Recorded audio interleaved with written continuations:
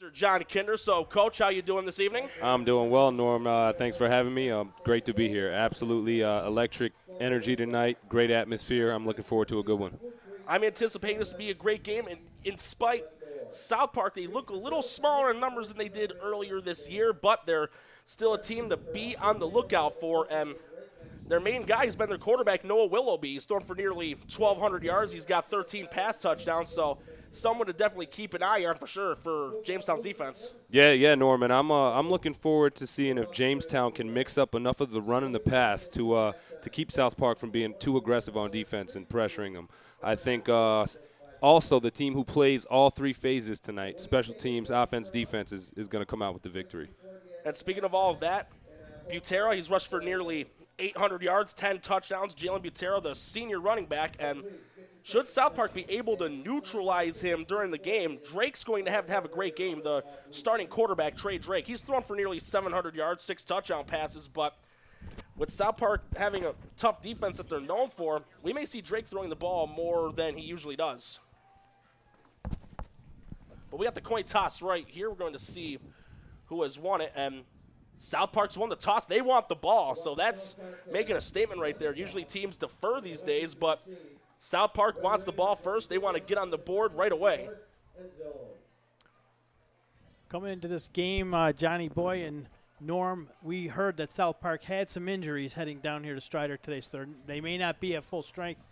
You know, Coach Tim Delaney doesn't want to use that as an excuse, but my thinking is his strategy since they've won the toss is let's see if we can't get on the board first and not have to play from behind, because that Jamestown offense has been so hard to stop all year.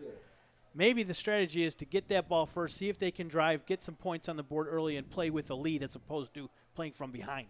Sure. You don't want to play from behind with a team like Jamestown because, man, can they pour on the points. They can score like a cash register, and it's been uncharacteristic for Jamestown this year, all but with the exception of their last game. All of them have been very close ones. 38-27 over Orchard Park, 42-37 over Williamsville South, and 20-14 Frontier.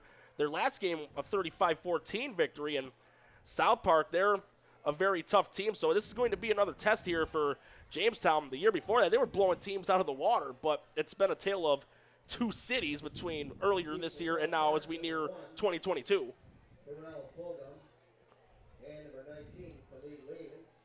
So, I mean, as good as Jalen Butera's been, and he's been phenomenal all season, keep your eye on number 1 for South Park, Perel Fulgham. He is a perennial All-Western New York player, lightning speed. He's done an incredible job so far this year outside of Noah Willoughby, who's had a great young year as a sophomore quarterback. John, I think you've worked with Noah. Yes. Noah's one of my students who I've coached in the past, and, man, Noah's best attribute is probably his brain. He's very cerebral.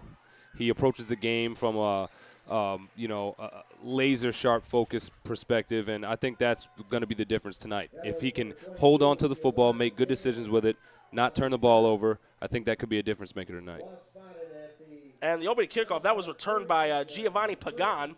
It's going to be good field position here for South Park to start the game, and it was Caleb Bain that kicked it off. So it's going to be 1st down and 10 for the Sparks at the 36-yard line. And during Willoughby's warm-ups, he was throwing lasers, has some nice tight throws, so I'm expecting him to get some good completions here on this drive. And they've got trips right to start it off, 2 slot receivers, and we got a flag right off the bat. And I don't know if that's a good sign or not. Coach Kinder and Norm, our guys were down in Salamanca yesterday. You know, that's a 2-hour ride from Western New York, from Buffalo, where we come from. They didn't get home till 1:30 in the morning. 31 flags thrown. Oh, boy. Wow. Dirty fact, laundry. The Salamanca game started 10 minutes before the Timon game did. Wow. And Timon, when it ended, they still had about 12 minutes left in the 4th quarter. Wow. So almost a full quarter of football. So South Park here back in that trip set. And it was an offsides on Jamestown, so 1st and 5. It's going to be a handoff to Fulgham. Fulgham will swing it over the right side, gets it to about the 47-48 from the spot where he was tackled out of bounds. Fulgham, he's rushed for more than 500 yards this season, so South Park, kind of like Jamestown, known to even out the rush and the pass. Hey, that right tackle did a great job there sealing that edge for that outside zone. That was fantastic. So it's a 5-yard run, 1st and 10, 46. Same formation as the last play. Here's a snap. It's another give to Fulgham. Lost ball on the play. And let's see who fell on it. It looked like Fulgham was able to recover. A few Jamestown players tried to jump on it, but Fulgham got there just in the nick of time, so it's going to be a 3-yard loss. Second down 13. So that's what I was saying before. I think that's going to be the difference tonight. Who can hold on to the ball, not make careless turnovers? Well, fortunately for South Park, they were able to recover the fumble. We're not 100% sure which South Park starters are not here, but there's a good chance, a good possibility a couple of those are up on the line. Second down 13 at the 44. Jamestown in too high safety structure. It's another give to Fulgham, and he'll be lucky if he got back to the line of scrimmage. He met a wall of Jamestown defenders, and one of the guys there, Ben Anderson, who's having a great season at one of the linebacker spots, teaming up with Butera. See, I'm interested here that Tim Delaney didn't look to attack the perimeter there. Jamestown was in a too high safety structure, and they were just giving the flat away. 3 straight runs to open the game for the Sparks. I'm a bit surprised with the warm-ups from Willoughby. I was expecting maybe 1 or 2 passes the first 4 or 5 plays, but they've been sticking to the ground attack. But this is a third down where you have to throw it. Third down 13 at the 44-yard line. And 2 safeties back deep. Looks like cover 2. Willoughby in the shotgun formation. He's got trips right. 3 of the receivers jumped off, so it's going to be a false start and third down and 18. So Laundry starting to get thrown a little bit here already early in the game. False start call against the Sparks. 5-yard penalty moves the ball back to their own 39-yard line. Third down and 18. So 3rd and 18 at the 39. All but one of the receivers jumped early. So once again, Jamestown in that pass coverage, and South Park in the trips. And here comes a blitz. Here's a screen. That's going to be caught by Fulgham. Fulgham to the 45, crosses midfield, breaks a tackle to the 45, gets tackled around the 43. And great play call, Norm, there to go with the screen. You know, 3rd and long. They were in a cover 2 man, I believe, there, so that was just a great play call. Nice design screen there to Fulgham. And that's going to be a first down. And that not a bad decision there by South Park. Like you said, John, Jamestown expecting the throw downfield, decided to go with the screen as the defensive tackles and ends were rushing. Gave Fulgham a lot of room to run, did a little bit of work himself, got the 18 yards, and the drive stays alive for South Park. So it'll now be 1st and 10 at Jamestown's 43. It'll be their first play in Jamestown territory. Here's a snap. Willoughby wants to go to the air. Throws to the right side of the field. Caught and tackled right away on the play. Awesome job throwing in rhythm there, Noah Willoughby. You see him, he takes that first step, and then his next 2 steps are just gather steps. He gets his feet right underneath him, drives on that back foot, and that ball's out on time. That's a great play. It was a gain of 5 yards on it, so second down and 5. Or correction, a gain of 6. A bit of a problem on the board with the yard update. But second down 4, 37-yard line of Jamestown. And South Park doing a little bit of a semi-hurry up. They got the trips to the left, 1 receiver to the right. Fulgham the only back. Here's a snap. Willoughby wants to throw again. He'll throw it in the flats. Incomplete, intended for Pagan, but a little too high, and that was a tough one. I don't even think Pagan could have been able to reel that in with one hand. You know, you love to see them pass the ball there because 2nd and 4, that's a safe down. You have the choice of either opting to run or pass. They elect to pass. I like that they're testing this defense early. And this will make it a 3rd down and 4 at the 37-yard line. And if you're South Park, this is definitely 4-down territory. They're not known for having strong kicking from what we've seen in the past. But again, the trips left, 1 receiver to the right. Willoughby in the shotgun, wants to throw again. Looking, throws the center of the field. That's complete. That's complete over to Antonio Halton. And dragging defenders along, gets tackled around the 22. That'll be more than enough for a first down for the Sparks. And again, we see Jamestown decide to stay in that 2 safety deep structure. They go 2-man, cover 2-man, middle of the field wide open, and Noah just checks it down over the middle of the field. It's a great play call and great execution. And so far, not forcing the ball, taking what Jamestown's given them. First down and 10. Willoughby will hand it off to Fulgham. Fulgham across the 20, breaks a tackle, swings it to the right, and he gets tackled at the 19-yard line. And the guy to bring him down, it looks like, and it is that is number 9 there, Kyler Nickerson with the tackle. So it'll be a 3-yard gain, second down and 7. Sparks here appear to be going hurry up. A little bit of tempo might not be a bad adjustment here. Jamestown looks to be frazzled by it. And this is something Jamestown's offense usually does themselves. A little bit of the semi-hurry up to keep the defense guessing. It'll be a trips on the opposite end. Willoughby wants to throw, looks, and that one's deflected. And it's incomplete, and it was broken up by Caleb Bain. So that's going to make it a 3rd and 7 at the 20-yard line. That was Jamestown for the 52, Caleb Bain. Caleb Bain, the man that does the kickoffs at times for Jamestown's with the pass deflection. Gotta love it, the D ends and tackles with the long arms batting them down.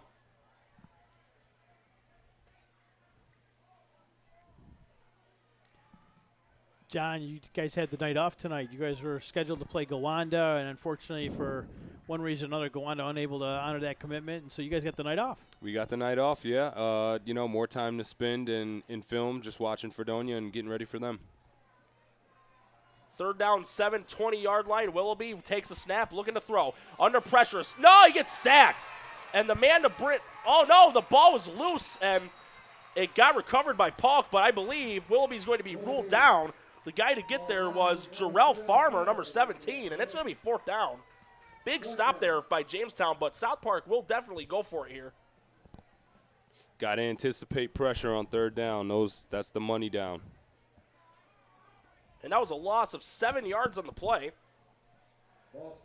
So it's going to be 4th and 13 at the 27. And South Park, they've burnt nearly 5 minutes of clock, but they don't want to burn all that clock and get nothing in return for it. South Park's already converted a 3rd and 18 on this drive. They've got a trips right, one receiver to the left. Willoughby in the shotgun, and he wants to go to the air Jamestown again. brings pressure. Shoots it deep for the end zone, and it's intercepted. Sincere Green taking it out of the end zone to the 10, 15 to the 20. And he gets knocked out of bounds around the 24-yard line. Sincere Green was having an excellent season. Reels in another interception for himself, and Jamestown's going to get the ball here. And that was one where Willoughby could have been better off maybe taking a sack possibly, but able to extend the play, but couldn't get it over to his receiver, Khalil Lee, who was intended for double coverage, and Green just snatched that like a basket catch in center field. Yeah, Norm, Jamestown brought pressure. Noah's got to see that. He's got to either eat it or throw the ball away. You cannot throw an interception there. And that's the 9th pick thrown this year by Willoughby. And Drake and Butera in the offense will get their first offensive series of the game. 1st and 10 at the 26. Snap. And he wants a throw to start it off. And that one's complete to Sean O'Brien. He gets stopped at around the 30-yard line. O'Brien had 5 catches the last home game Jamestown played against Frontier. He gets another one there. It'll be a gain of 4 yards. And that position O'Brien's playing, that tight end slot, it has become such a valuable position in football today.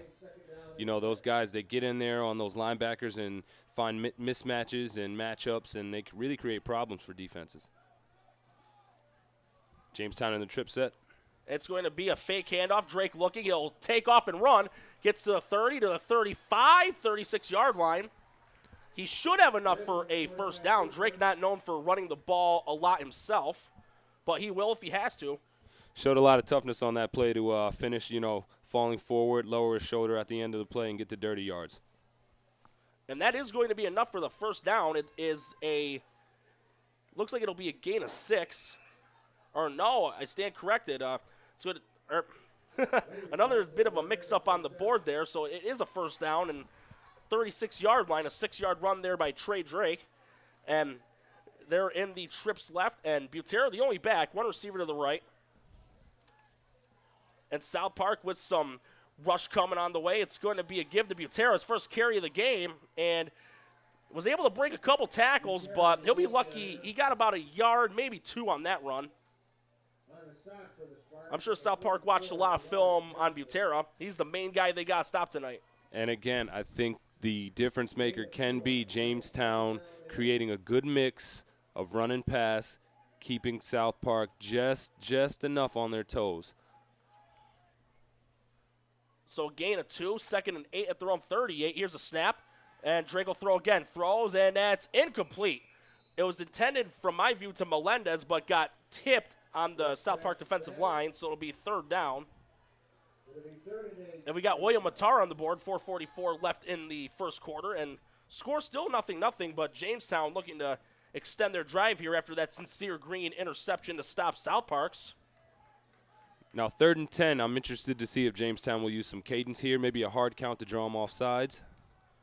Right now they got a 4-wide set, 2 on each side. Here's a snap, and gives it to Butera on the delay, and it gets read perfectly. One of the guys to bring them down to start it off for South Park, that was Daryl Collins, number 8, and then South Park with the defensive line gang tackle there, and first 2 carries by Butera so far, nothing really happening. So they've done their homework, and so far so good, but there's still 3 1/3 quarters left, so they got to do it the whole game. Absolutely. South Park's, they're putting 7 in the box. They're challenging Jamestown's passing game, and they're saying we're going to sell out on this run. And here's a punt by Melendez, low snap, but he's able to field it, and it's a knuckler that'll hit at the 44, and it'll roll forward, and it rolls to midfield, back to the 49. So that's going to be just a 13-yard punt by Melendez, but it was a poor snap, but he was able to get a punt off. But the good thing is for them, Fulgham doesn't get a return because from what we've seen of him so far, he's pretty dangerous when he gets the ball in his hands. But South Park will be in Jamestown territory to start drive number 2, and let's see if they can take advantage this time and not commit a mistake or get themselves into a 3rd and long. I think after that first series, South Park needs to talk about protection up front. They need to think, how can we protect our quarterback? Is it a full slide? Are we going to keep the running back in? Are we going to keep a tight end in? 7-man protection. But that has to be a focal point if they're going to continue to throw the ball. It appears in a 4-3 alignment as it's a give to Fulgham, and he breaks a couple of tackles, gets to the 45, knocked out of bounds at around the 42. So Fulgham kind of looking like a pinball on that carry, and he's able to get about 8-9 yards on the run. Now, that's the second time we've seen that outside zone to the right, off the right edge. That right tackle's doing an awesome job of setting that edge, and I think that's something that they should continue to sprinkle in because they've had early success with it.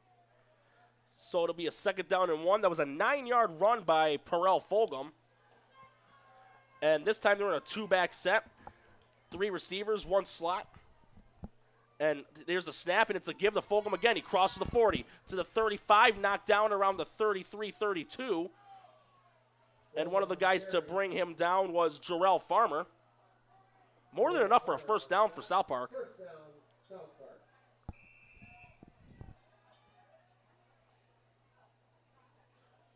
So 1st down for South Park at the 32-yard line in Jamestown. And once again, they're in Jamestown territory. The last time, interception in the end zone. But you got to have a short memory if you're a starting quarterback, as Willoughby will be in the shotgun formation with 2 backs.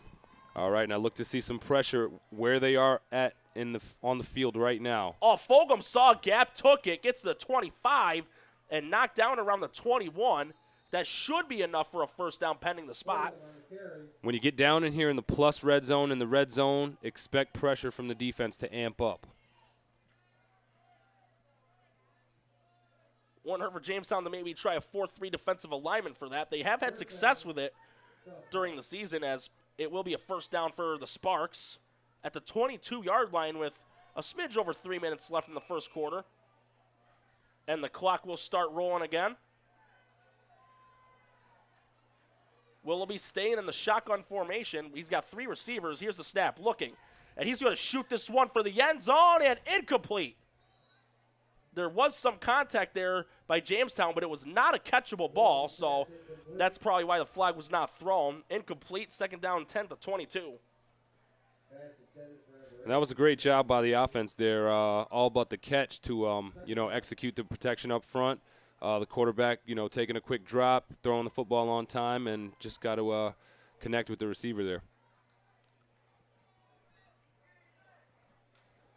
South Park nearing Jamestown's red zone here. 2nd down and 10 to 22.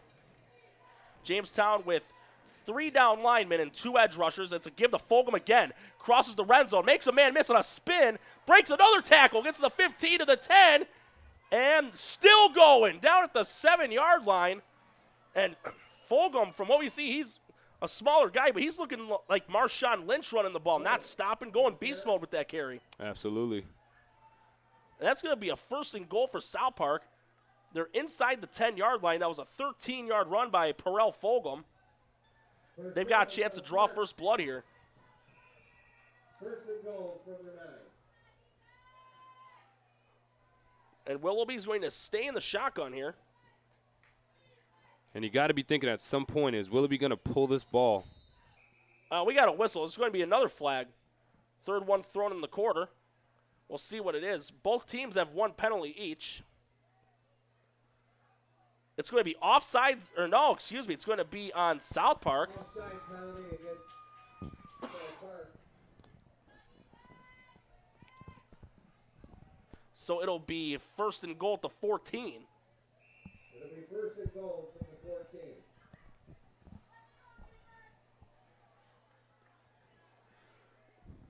Willoughby waiting for the call from South Park's coach, Tim Delaney.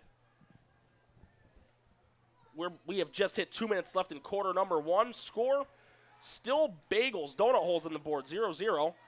Willoughby takes snap, and he'll give it to Fulgham again, and this time Jamestown has it red.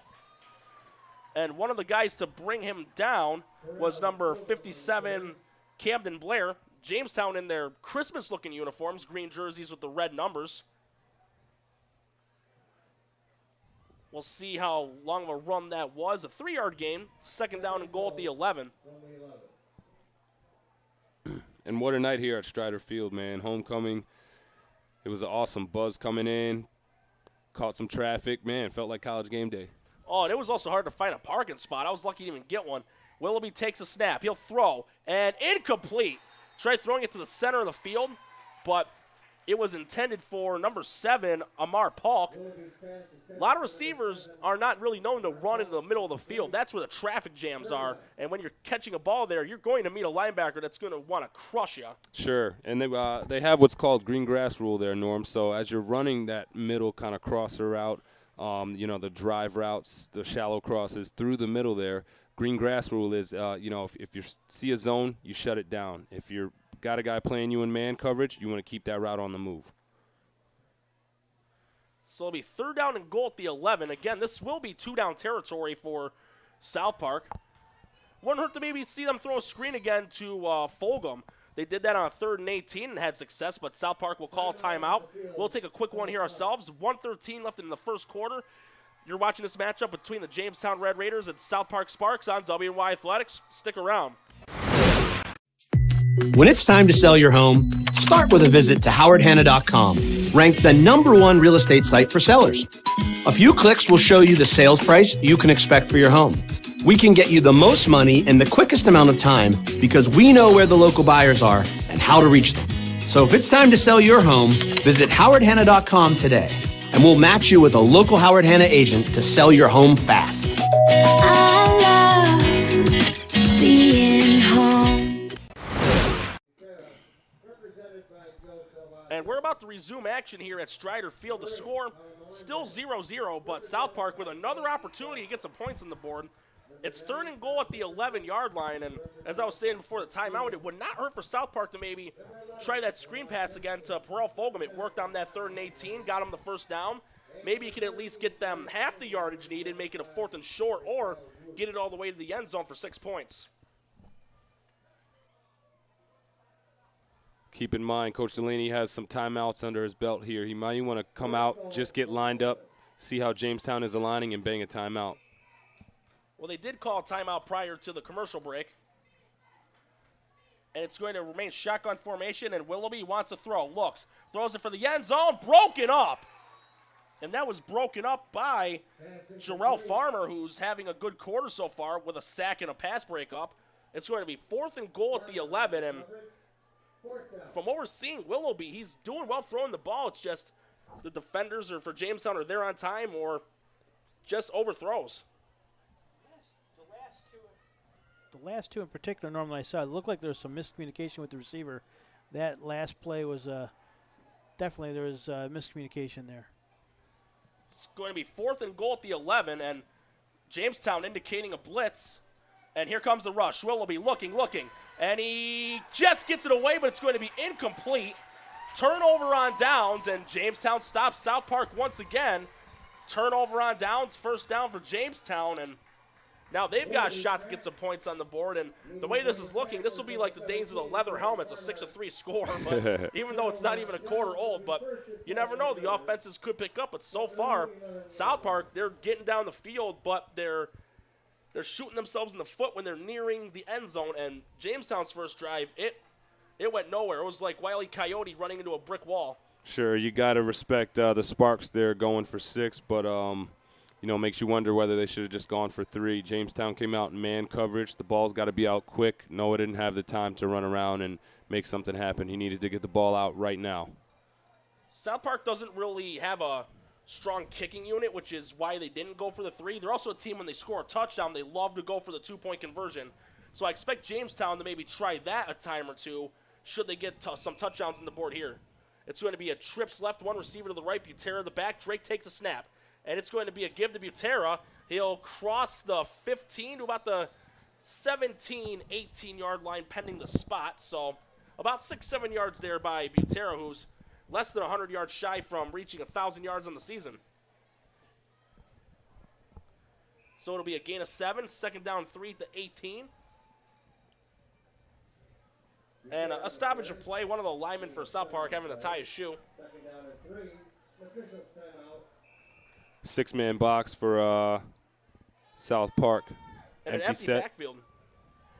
Drake will throw, and I don't know if that got caught or if the receiver used the ground to trap it.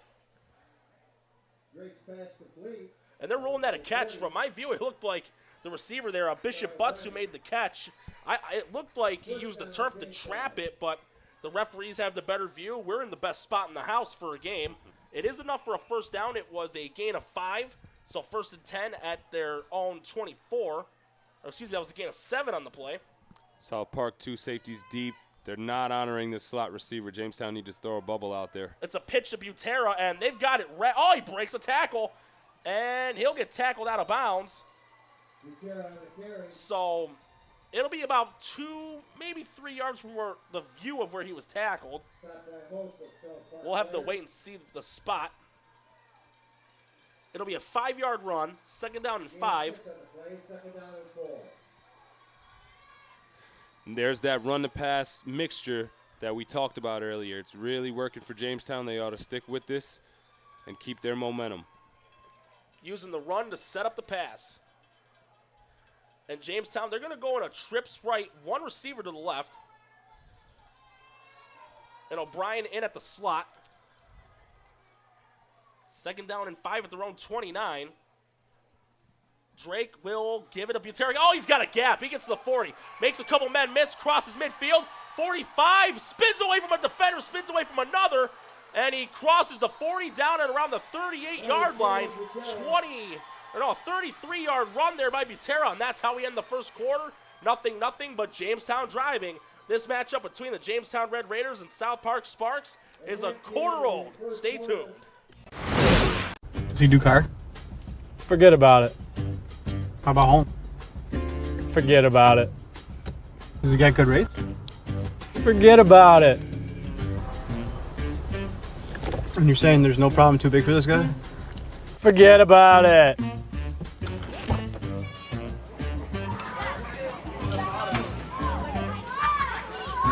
Paul, this is Johnny, the guy we've been talking about. Johnny, Paul Wolf. Mr. Wolf, it's nice to meet you. Thank you for the invite. Not a problem. It's Paul, not Mr. Wolf. Oh, sorry, Paul. Johnny, forget about it. For all your insurance needs, call 835-WOLF.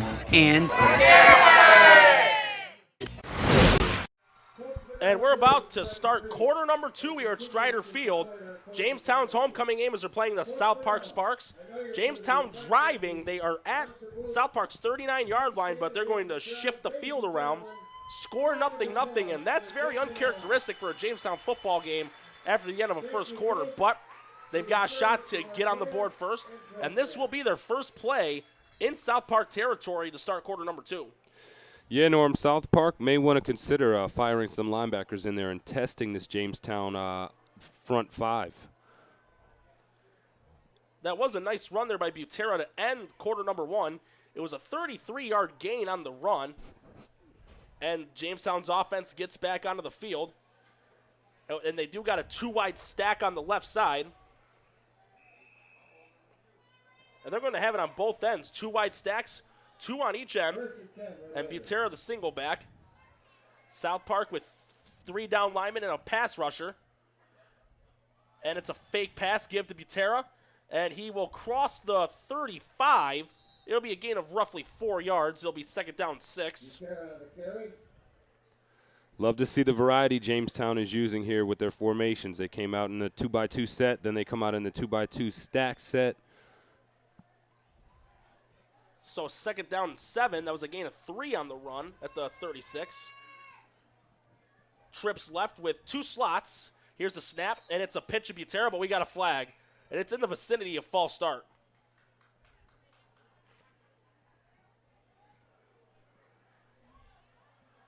We'll wait to see what the call is. So it appeared Jamestown was running a toss there. It's going to be a false start on Jamestown. Offside call against Jamestown. So it'll be a second down and 12. And they're at the 46-yard line of, or excuse me, the 41-yard line of South Park. This is one where Drake may have to throw it. Second down and 12. Trips left, 1 receiver right, and he will look to throw. And he throws it. Broken up. That was intended for Butera, but gets broken up by Pagan. Pagan's not there. That pass is complete. Drake tries to drive that ball on the line, and really what he needs to do is put a little more touch on it and throw what's called a layer 2 ball just to loft it over that second layer defender, and that might be 6 there. And it'll be 3rd and 11 at the 41-yard line. Again, it'll be a trips left, 1 receiver to the right. Butera the single back. 1 edge and 3 down linemen for South Park, and it's a pitch to Butera. Butera to the 35 to 30, picks up a block, 25, knocked out of bounds and around the 22-yard line. So gain of 19 yards there for Butera, and that's more than enough for a Jamestown first down. And they're nearing South Park's red zone. First down, Jamestown. Norm, one thing I notice about Jalen Butera, the way he runs, he's always falling forward. He falls for about 3-4 yards each time. That's the way you got to do it. You got to go forward, not backwards. So trips right, 1 receiver to the left. Drake will stay in the shotgun. It's a give to Butera again. Cross the 20. He'll get tackled at around the 17, maybe the 16. Butera on the carry. So make it a second down and short. Got one-on-one coverage down here on the left side of the field. I wonder if they'll attack this corner. Gain of 6 on the play. Second down and Kaz Miles, number 10 for South Park, is that corner down on Jamestown brings 2 wide receivers to that side. And that's Butts that he'll be covering for this play as Drake will stay in the shotgun. Here's a snap, and he'll pitch it to Butera. Butera will try to shift it over the center of the field, but this time South Park's got it read like an open book. And Butera will just get back to the line of scrimmage. It's going to be no gain. It'll make it a 3rd down, 4th to 17. Butera on the carry. Leading the Spark tacklers, number 8, Daryl Collins. And Daryl Collins was one of the guys to stop Butera. So 3rd down and 4 at the 16. So that's going to be ruled a 1-yard gain. Jamestown in a trips left, 1 receiver right, and Drake communicating with his O-line as he will back up into the shotgun. South Park with 4 down linemen. Here's the snap, and it's a give to Butera on the delay. He crosses the 10, gets to the 5, pounding the rock inside the 5, got tackled at around the 3-yard line. More than enough for a first down for Jamestown.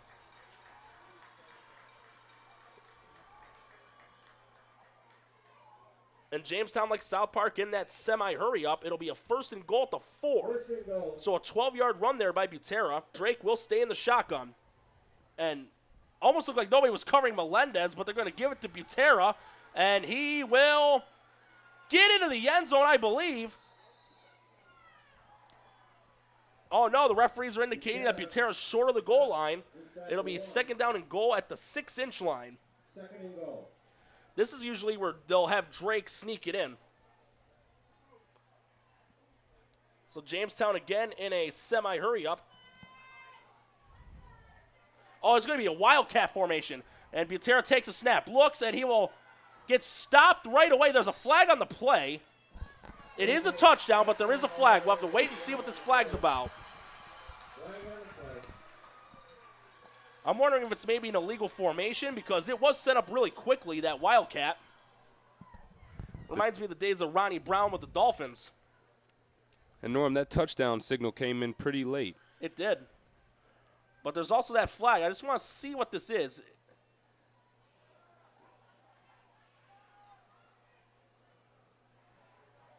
It's going to be on South Park.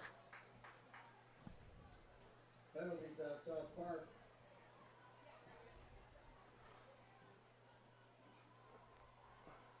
Correction.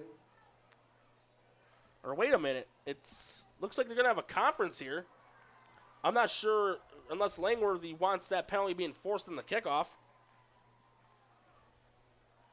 But if I'm Jamestown, though, I would try going for 2 here because that's what South Park does. They don't have a strong kicking unit, and when they score touchdowns, they will go for 2. That was the deciding factor of the overtime game back in April in the Section 6 Class A Finals. The call has been confirmed. It is a touchdown, though. There's no hood to go under. There's no red flags being thrown on the field. This is high school ball. But they're going for the 1-point PAT. I'm kind of surprised they're not going for 2 here, but they're going to have Profiter kick this PAT. Drake the holder. 8 minutes and 40 seconds left to go in the first half, and what is a surprising start to a game that we expected to be a shootout. Yeah, and Jamestown, they get on the board first, 7-0. 8:40 left in the first half, and Jamestown's going to prepare to kick this back off to South Park. And in their drives so far, South Park, they've gone downfield, but they've been unable to get in the end zone. Got to finish drives. And we're going to take a quick break. You're watching this matchup between Jamestown and South Park right here on WY Athletics. Stay tuned. When it's time to sell your home, start with a visit to howardhanna.com, ranked the #1 real estate site for sellers. A few clicks will show you the sales price you can expect for your home. We can get you the most money in the quickest amount of time because we know where the local buyers are and how to reach them. So if it's time to sell your home, visit howardhanna.com today, and we'll match you with a local Howard Hanna agent to sell your home fast. I love being home.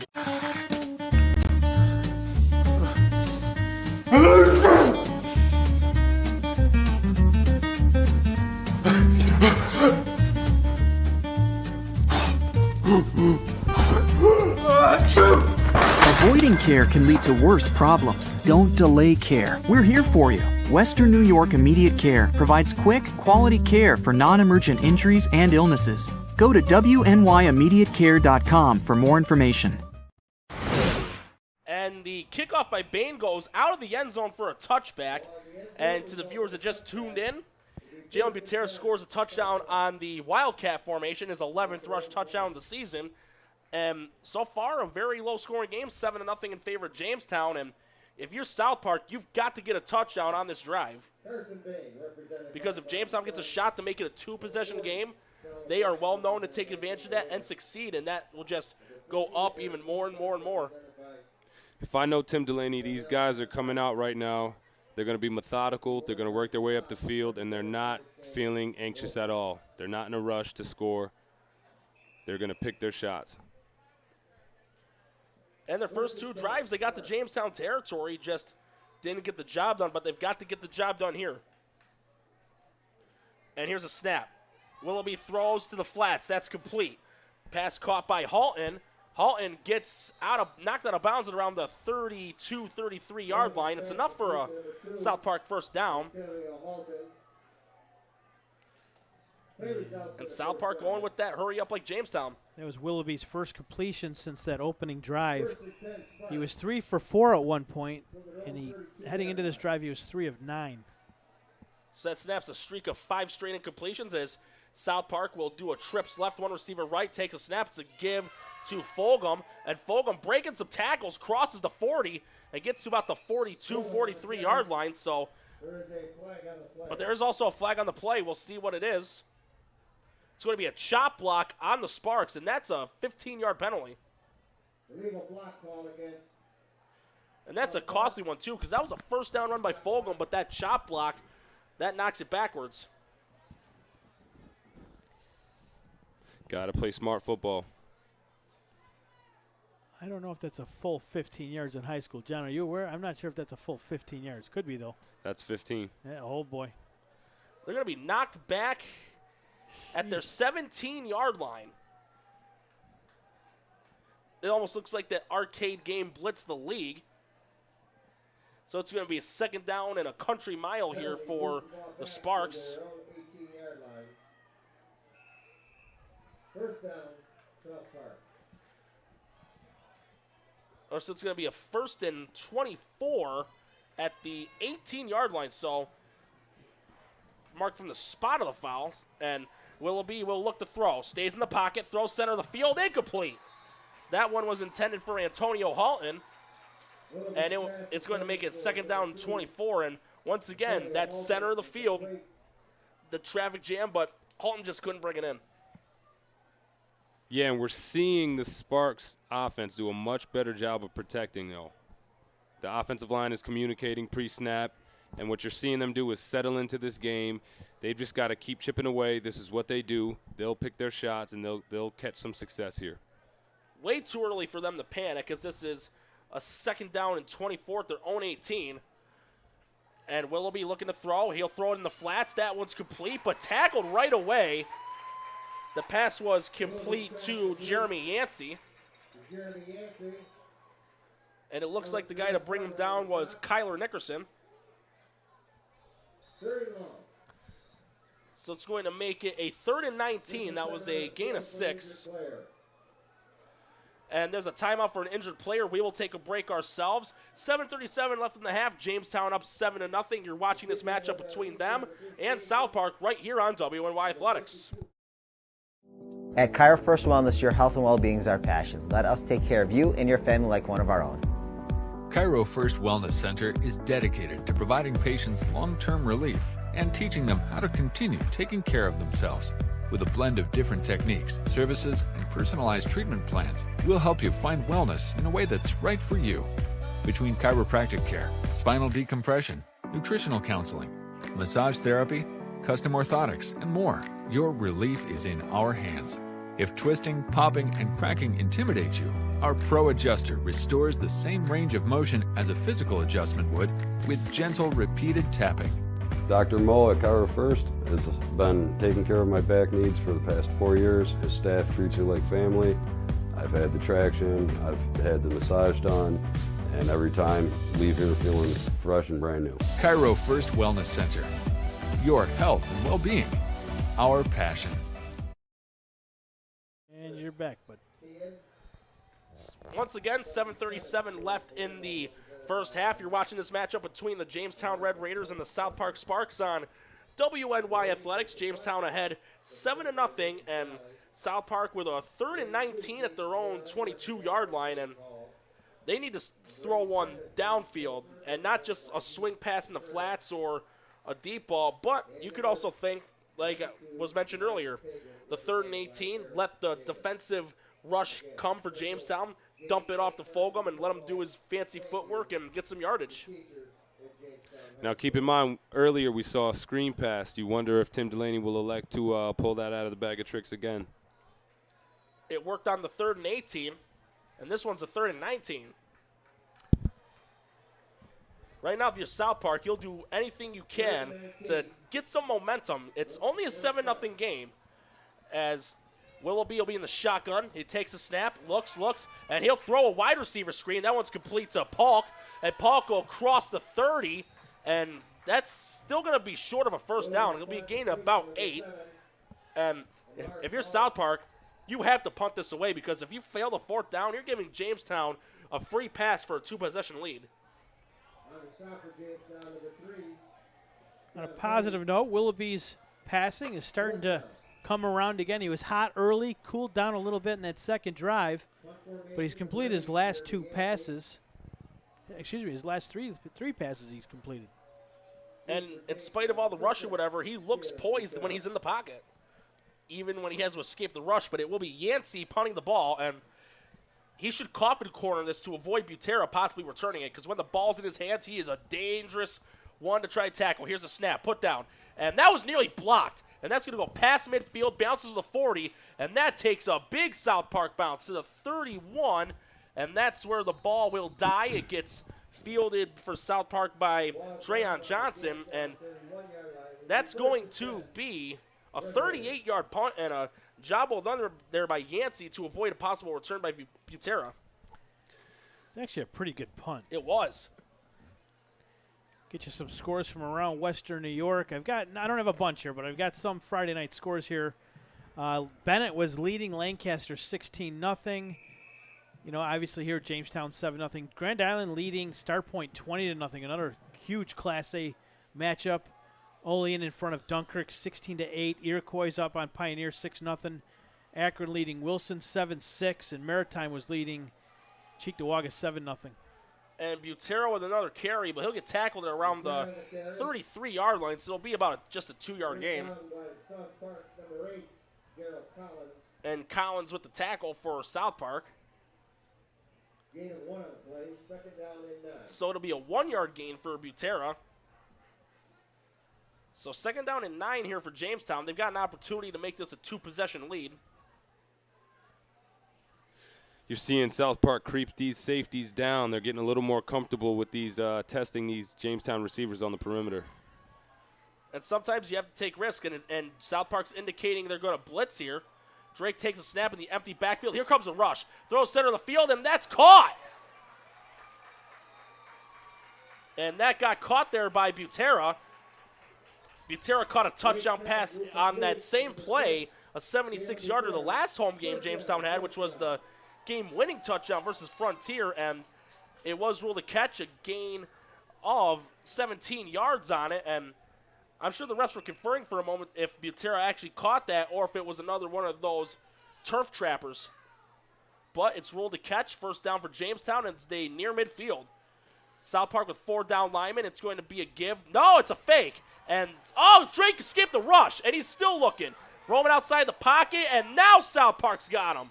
And one of the guys to bring him down, and he'll get the full sack, that's Drayon Johnson. And Drake, a masterful job to get away from the rush, but with that much time you still had, you should just throw it away. You got to eat it there, Norman. You're exactly right. You got to throw the ball away and protect that down. We'll see how much of a loss it's an 8-yard loss on the sack. So to make it a 2nd and 18. Usually downs like this, it'll be a delay to Butera. But you never know. They may want to mix it up here a little bit as they got a trips right, 1 receiver to the left. And it's going to be an option pitch to Butera. He'll cross the 45. He'll get to around the 46. So it'll be a gain of 5. Make it a 3rd down and 13.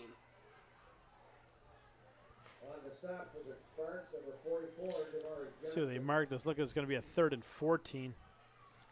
Now, these past few plays we mentioned earlier, Kaz Miles is down on the left side of the field. I wonder if they'll test him. He's been in press man coverage these past 3 snaps. And he's covering Bishop Butts. And from looking at the field, he's the tallest wide receiver out there. So maybe lob one up, a jump ball. Here's the snap. Drake wants a throw. He'll throw a swing pass, incomplete.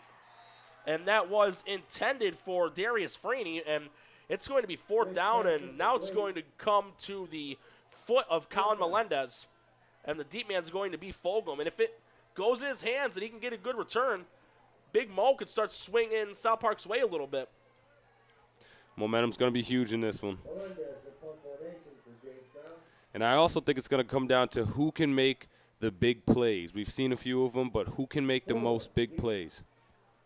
4:18 left in the half. Oh, perfect snap. And That's a nice punt there by Melendez. It'll bounce past the 20, and it'll roll to the 15, and it will be down at the 12-yard line. So that's going to be a 43-yard punt there by Melendez, and South Park will be pinned at their own 12-yard line to start their next drive as they have a shot to get a score on the board once again. Their last drive, they didn't even get anywhere near Jamestown territory, but they need to punch this one in the end zone before halftime because Jamestown does get the ball to start half number 2. The Red Raiders, early on at least, had a hard time stopping that running back for South Park number 1, Pearl Fulgham, and I think they should, if I'm calling plays, I'm going to keep on pushing Fulgham here. Willoughby's been okay. He's been a little erratic, especially in that second possessions for the Sparks, but I like Fulgham here. I think they need to continue running him. It's a 7-0 game here, Norm. So this is just like we were last spring. Very close game. Let Fulgham go to work just like they did Jackson last spring. And this is a give to Fulgham, and he will get it to around the 18, maybe the 19-yard line. It's a gain of roughly 6, maybe 7 yards. Just running with a lot of purpose. Even throw a couple passes to him, see what he can do in the open field. So it will be a gain of 8 on the run, and they're at their own 20 now. It'll be a 2nd down and 2. I mean, obviously, with only 3.5 minutes left in the half here, you're going to have to take a shot somewhere. But I love the way Fulgham runs the ball, and he's very capable of chalking off a 40, 50-yard run here. And Fulgham gets another carry, and he gets about 2 yards. Should be good enough for the first down. It will. It should be. And from the chain gang indication, it will be a first down. The ref will stop the clock for a moment. First down. And a first down has been called. And the official says, get the clock rolling. A little over 3 minutes left in the first half. South Park needs to get a touchdown right here on this drive. Well, I mean, if they were up 2 or 3 scores, I definitely agree with you. But just being a 1-score game here, they're in a good shot. They're in a good Same token, though, Jamestown does get the ball to start the second half as that pass was incomplete. It was right into the hands of Jeremy Yancey, but he got a shot delivered to him, and it ended up causing him to drop the ball. Jamestown's read that play twice now. That's the second time they've run that play, and Jamestown just in the perfect defense for it. It looks like number 13, Darius Freeney, threw his shoulder out on that tackle. Wow. Well, at least he was able to run to the sideline on his own power, which is always a good sign. And Jamestown, they've had a couple injuries. Butera's backup running back, Trevon Blakesley, he's one of the guys out for Jamestown with a shoulder injury. But here's another give to Fulgham right here across the 25, and he'll get it to around the 27, maybe the 28-yard line. So that'll make it third down and manageable here for South Park. And I know they want to go into halftime with a score on the board. As mentioned, Jamestown does get the ball to start the second half, and you want to have the momentum more in your favor, as it'll be a 3rd down and 4 at their own 28-yard line with about 2.5 minutes left in the first half. And Willoughby will stay in the shotgun. And it's a give to Fulgham again. He's got more than enough for the first down. He crosses the 35 down to 39. Update on Darius Freeney. I think he's going to be coming back into the game. It appears as though it was just a stinger. Sometimes those happen. And South Park, they get an 11-yard run by Fulgham, and they've gone exclusively to him with the exception of that pass attempt to Jeremy Yancey on this drive. And Willoughby wants to throw here and swings it. Caught, but tackled right away. The pass was complete to Amar Polk, and the clock will keep running. South Park does have 2 timeouts left that they can use as there's 2 minutes left in the first half. They're not like cell phone minutes. You can't get those 2 timeouts to carry over into the second half. They don't carry over. You got to use them up. But there's still plenty of time, too. They should not be in a big hurry, but in a semi-hurry. And Willoughby in the shotgun formation, 4 wides, 2 slots. And it's going to be a give again to Fulgham. Fulgham across midfield. He gets to the 45, and he gets knocked out of bounds at around the 40. And that's a good thing for South Park because that stops the clock. Man, that was a great job by Fulgham, just working his landmark and pushing, and then he stuck his foot in the ground and got vertical. That was an awesome job. And South Park, once again, they're in Jamestown territory. And in general, the offense has done fairly well, but they've been unable to take advantage of nearing the end zone. But they've got another shot right here. as they are at Jamestown's 41 with under 90 seconds left in the half. And Willoughby will stick in the shotgun with 4 wides, 2 on each side. Jamestown with 2 edges and 2 down linemen. Here's a snap, and it's a give to Fulgham again. And this time they got it red. And Fulgham looks like he'll get stopped for a loss of a yard as we have 1 minute and 20 left and counting in the first half. Now I'm thinking stop the clock here. You got 2 timeouts left.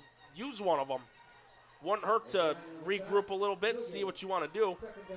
And they're losing precious seconds doing this. They've burned about 10, 15 seconds between that last play and this one now, and they're losing more time. And like in the words of Chris Berman, tick, tick, tick, tick, tick, tick, tick, tick, tick. As it's now an empty backfield, and Willoughby will throw a screen incomplete. And in all honesty, I believe Paul would be much happier with that falling incomplete, because if he catches that, that's about a 4 or 5 yard loss. Absolutely. That's that ball's behind the line of scrimmage. Backwards pass.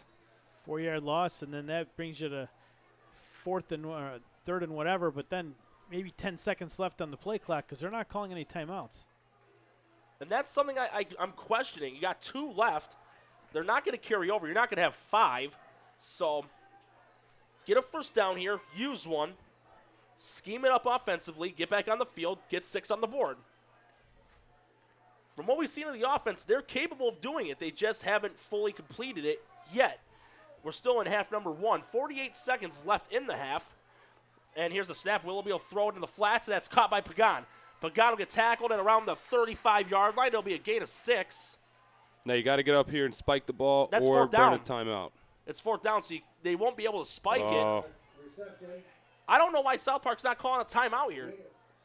I understand you don't want to give Jamestown too much time, but you're also not helping yourself. Under 25 seconds left in the half. And now, finally, a whistle is stopped. A timeout has been called by South Park. And with 22 seconds left in the half, 7-0 to score in favor of Jamestown. But South Park, they're threatening to score. It's a 4th and 4 at the 35-yard line, and we know that South Park's going to go for it. And great catch on that down and distance, Norm. A spike would have been devastating. So both teams coming up with what to do. Both huddling up on the field, thinking, what are we going to do schematic-wise?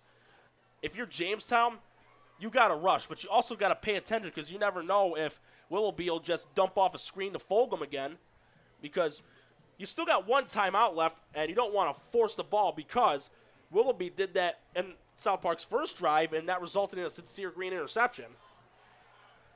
Just focus on getting the first down. If you need to burn the last timeout, do it. That's what the timeouts are for. But you got to get some points on the board before halftime. And both teams are back out on the field.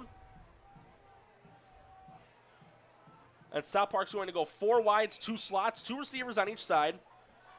And here's the Sparks on a 4th and 4. And jumped offside. And that's going to be a first down for South Park.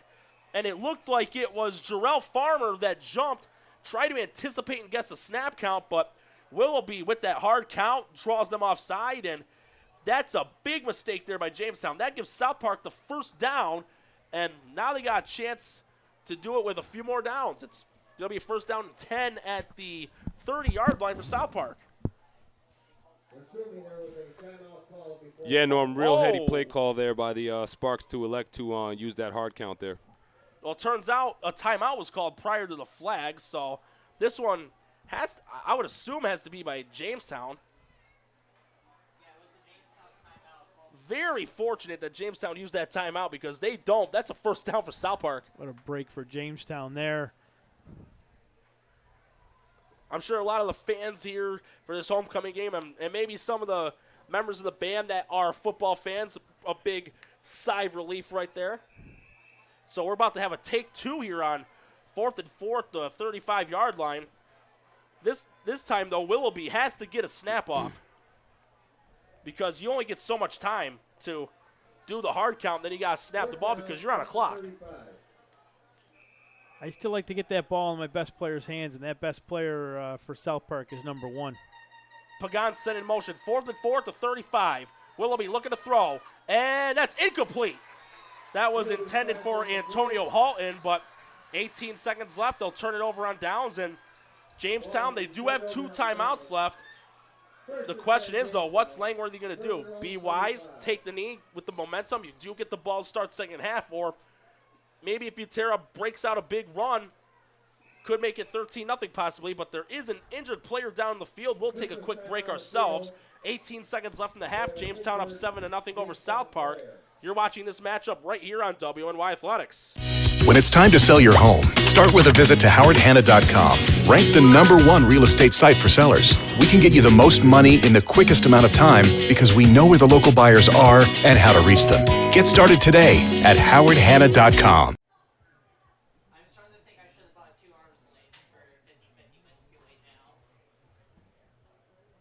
Yeah, I got a bunch of scores here.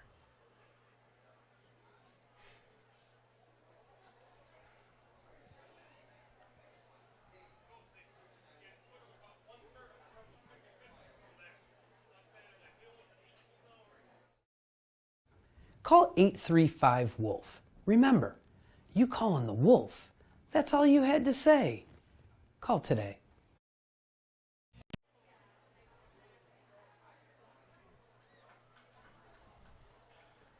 And just 18 seconds left in the first half here at Strider Field. Jamestown up 7-0. It's hard to determine who's the man down on the field. I'm not sure if that looks could like it's be, just cramping. Yeah, that's what I'm thinking. It looked like it was number 6 or 8, so that would either be Butera or Melendez. But sometimes with dark numbering, you can't tell what number's what. So, Coach, Coach Kinder are talking to. He's gracious enough to join us on this broadcast tonight and be the Norm's color guy with Jeremy, the birthday boy down in Florida. Yeah. I see him sipping those Mai Tais down there. What did he turn, 26 today? 23. 23 years old. I'm the one that's 26. You're 26. All right. Well, Jeremy, happy birthday to you. Jeremy Becker is normally running the show down here for us. Hope you're having a good time. I know he's watching the Red Raiders, former band member, so he's definitely enjoying the broadcast somewhere sunny. But Yeah, the he weather's told me not to too watch bad it. for a Friday night. Oh, no. Fall. Beautiful Some nice night. weather here. Nice and clear. A little midnight black in the words of Bob Ross. Paint those happy little trees with it as both teams will get back out onto the field. And I meant to say to you, Frank, I caught the Pulp Fiction reference on your brother's insurance commercial. I'm Paul Wolf. I solve problems. We know that's a little Harvey Keitel, Winston Wolfe on Pulp Fiction near the end of the movie. I don't think my brother has any idea, to be perfectly honest with you. I don't buy that. It's one of the best crime films ever. But it seems like Jamestown will wisely take the knee and go into the half with a 7-0 lead. They do get the ball to start the second half, as Jamestown will go into it with a 7-0 lead. If you're South Park, though, you're still in this game. It's far too early to panic. The offense has gotten in the Jamestown territory. They just got to get it in there fully and punch it into the Red Raider end zone. There's still another 24 minutes left to play in this game. This game is 1 half old. Score 7-0 in favor of Jamestown, and we've hit halftime, but stick around for the WNY Athletics halftime show with the man, the myth, the hour, Frank Wolf. Stay tuned. When it's time to sell your home, start with a visit to howardhanna.com. Ranked the #1 real estate site for sellers. A few clicks will show you the sales price you can expect for your home. We can get you the most money in the quickest amount of time because we know where the local buyers are and how to reach them. So if it's time to sell your home, visit howardhanna.com today, and we'll match you with a local Howard Hanna agent to sell your home fast. I love being home. If you've been injured in an auto accident, large or small, call 681-4088. RES Physical Medicine and Rehab right away. If you are in pain or just sore, don't take chances. Call RES today and take advantage of their 24 to 48-hour appointment pledge. With no copays, RES will help navigate the confusing world of no-fault insurance with you, so you can concentrate on getting better.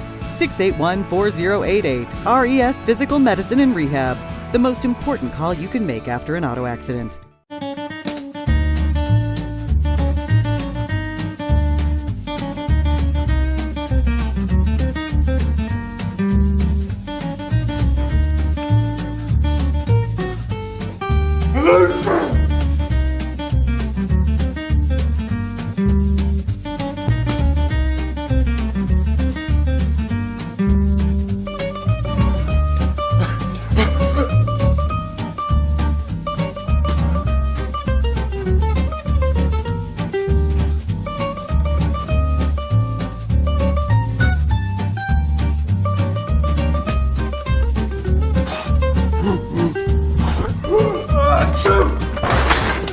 Delaying care can lead to worse problems.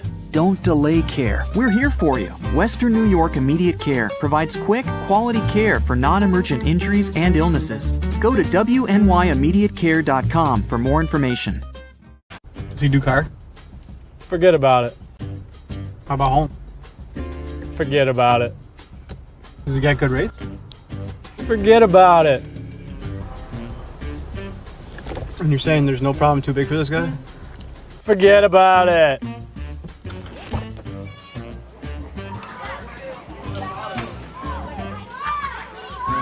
Paul, this is Johnny, the guy we've been talking about.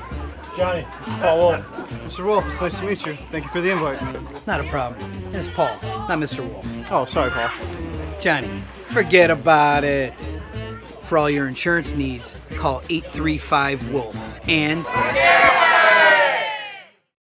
Why do you exercise? To look better? To feel better? To drop a few pounds? To train for an event? To defy age? Or to keep your ability to say yes to the things you love to do? Whatever motivates you, G&G Fitness Equipment is here to get you there. Treadmills, ellipticals, rowers, bikes, home gyms, and accessories. We'll pair you with the right equipment, teach you how to use it, and be there every step of your fitness journey. G&G Fitness. Your goal is our goal.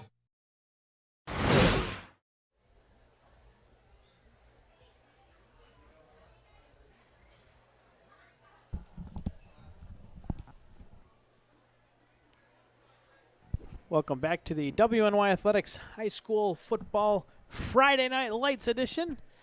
We got our halftime show. This is Frank Wolf from WNY Athletics. I've got some scores to get out there to you. Thank you again for watching our broadcast tonight. I know Mr. George Benson is out there. George, thank you for always watching. Dennis Sarro.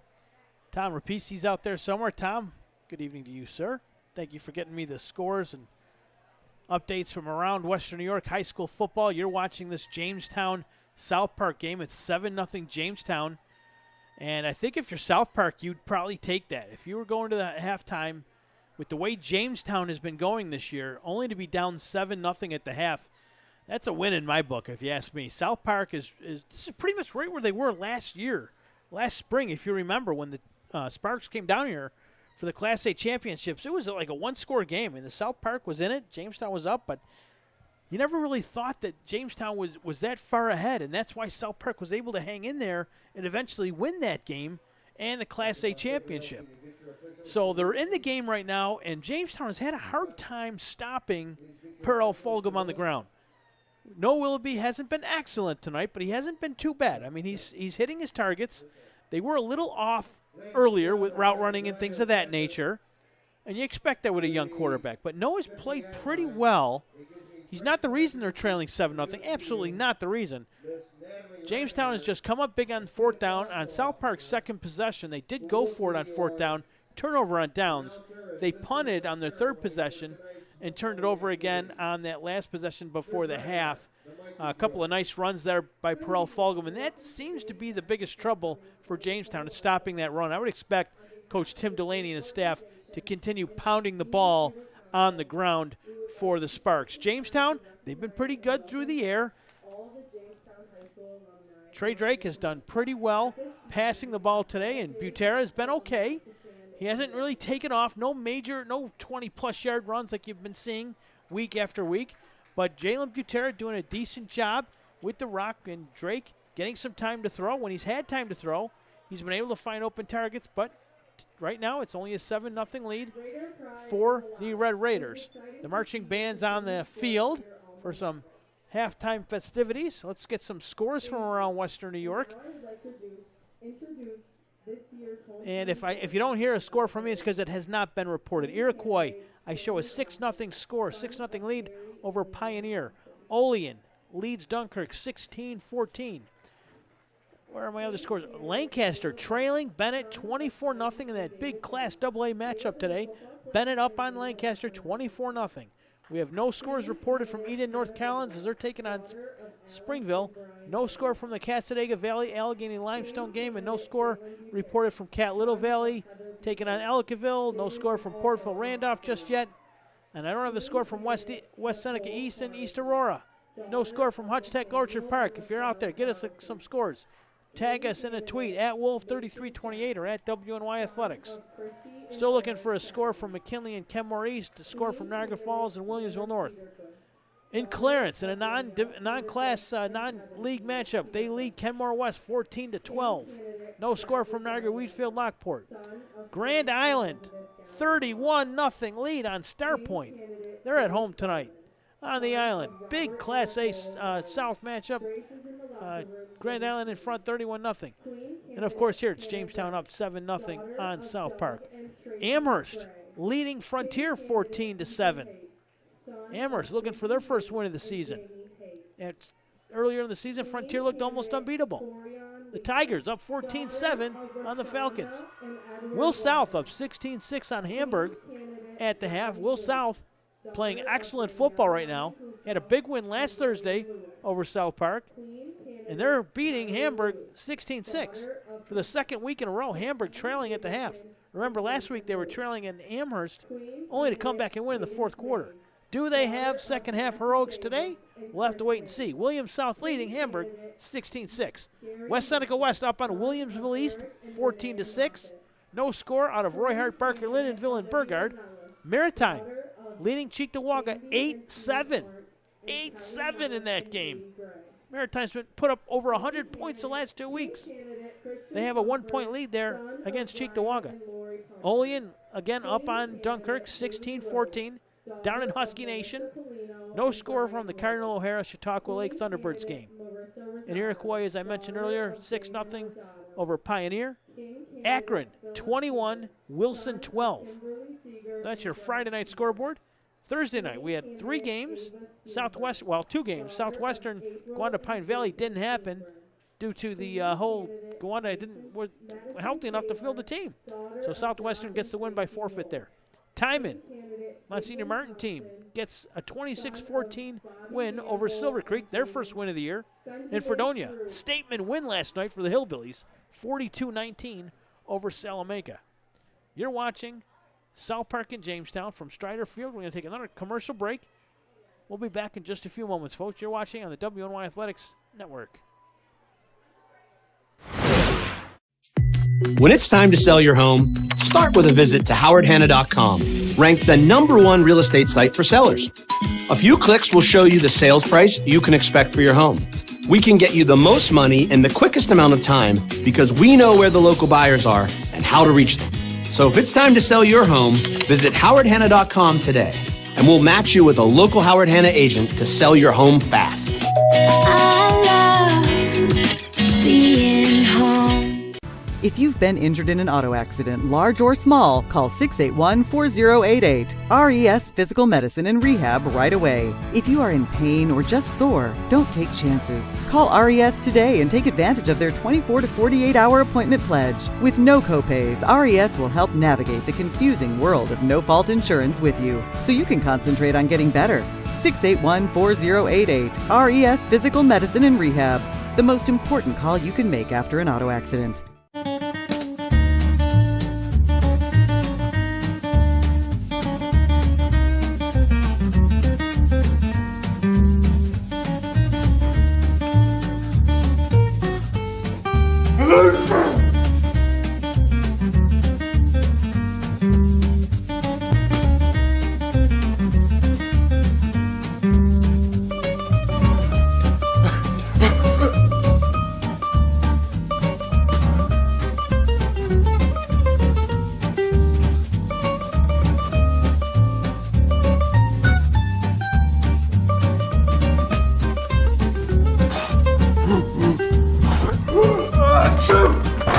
Avoiding care can lead to worse problems.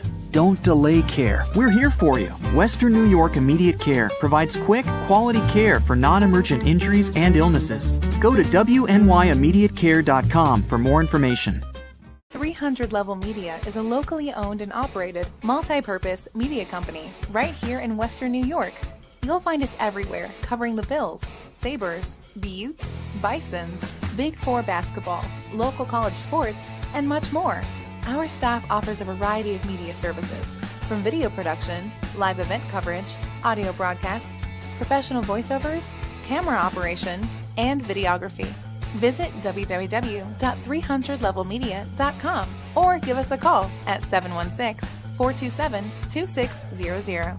This is 300 Level Media. Does he do car? Forget about it. How about home? Forget about it. Does he get good rates? Forget about it. And you're saying there's no problem too big for this guy? Forget about it.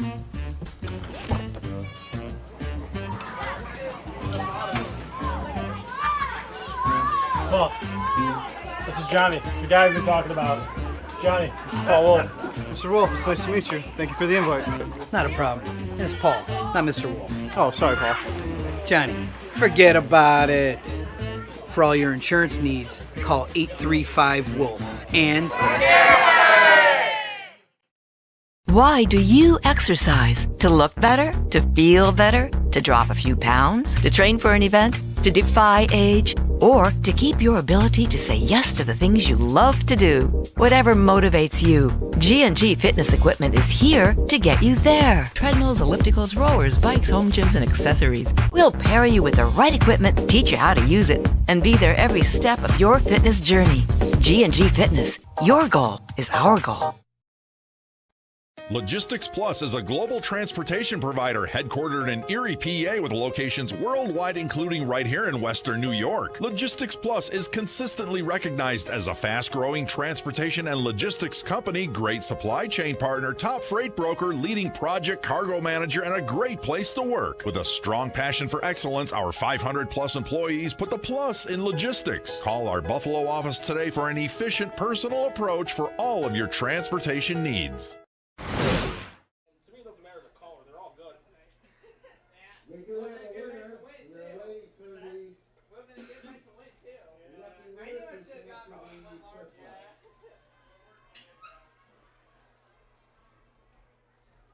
Oh, you didn't do a 7-3? How many did you get? Holy cow, jeez. How many tickets did you get? I always get 20. Wait, did Frank win? No.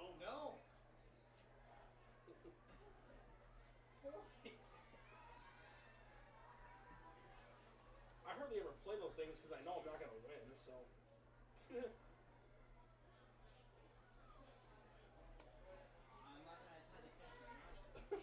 When it's time to sell your home, start with a visit to howardhanna.com. Ranked the #1 real estate site for sellers, we can get you the most money in the quickest amount of time because we know where the local buyers are and how to reach them. Get started today at howardhanna.com. Just go to the 50 and just watch them, shake hands and all that, but we'll probably wrap it up pretty quick. Yeah, That's what I usually do anyway. Okay. Yeah, you got a long drive ahead of you. Yeah. Unless you stay in a hotel room for a night.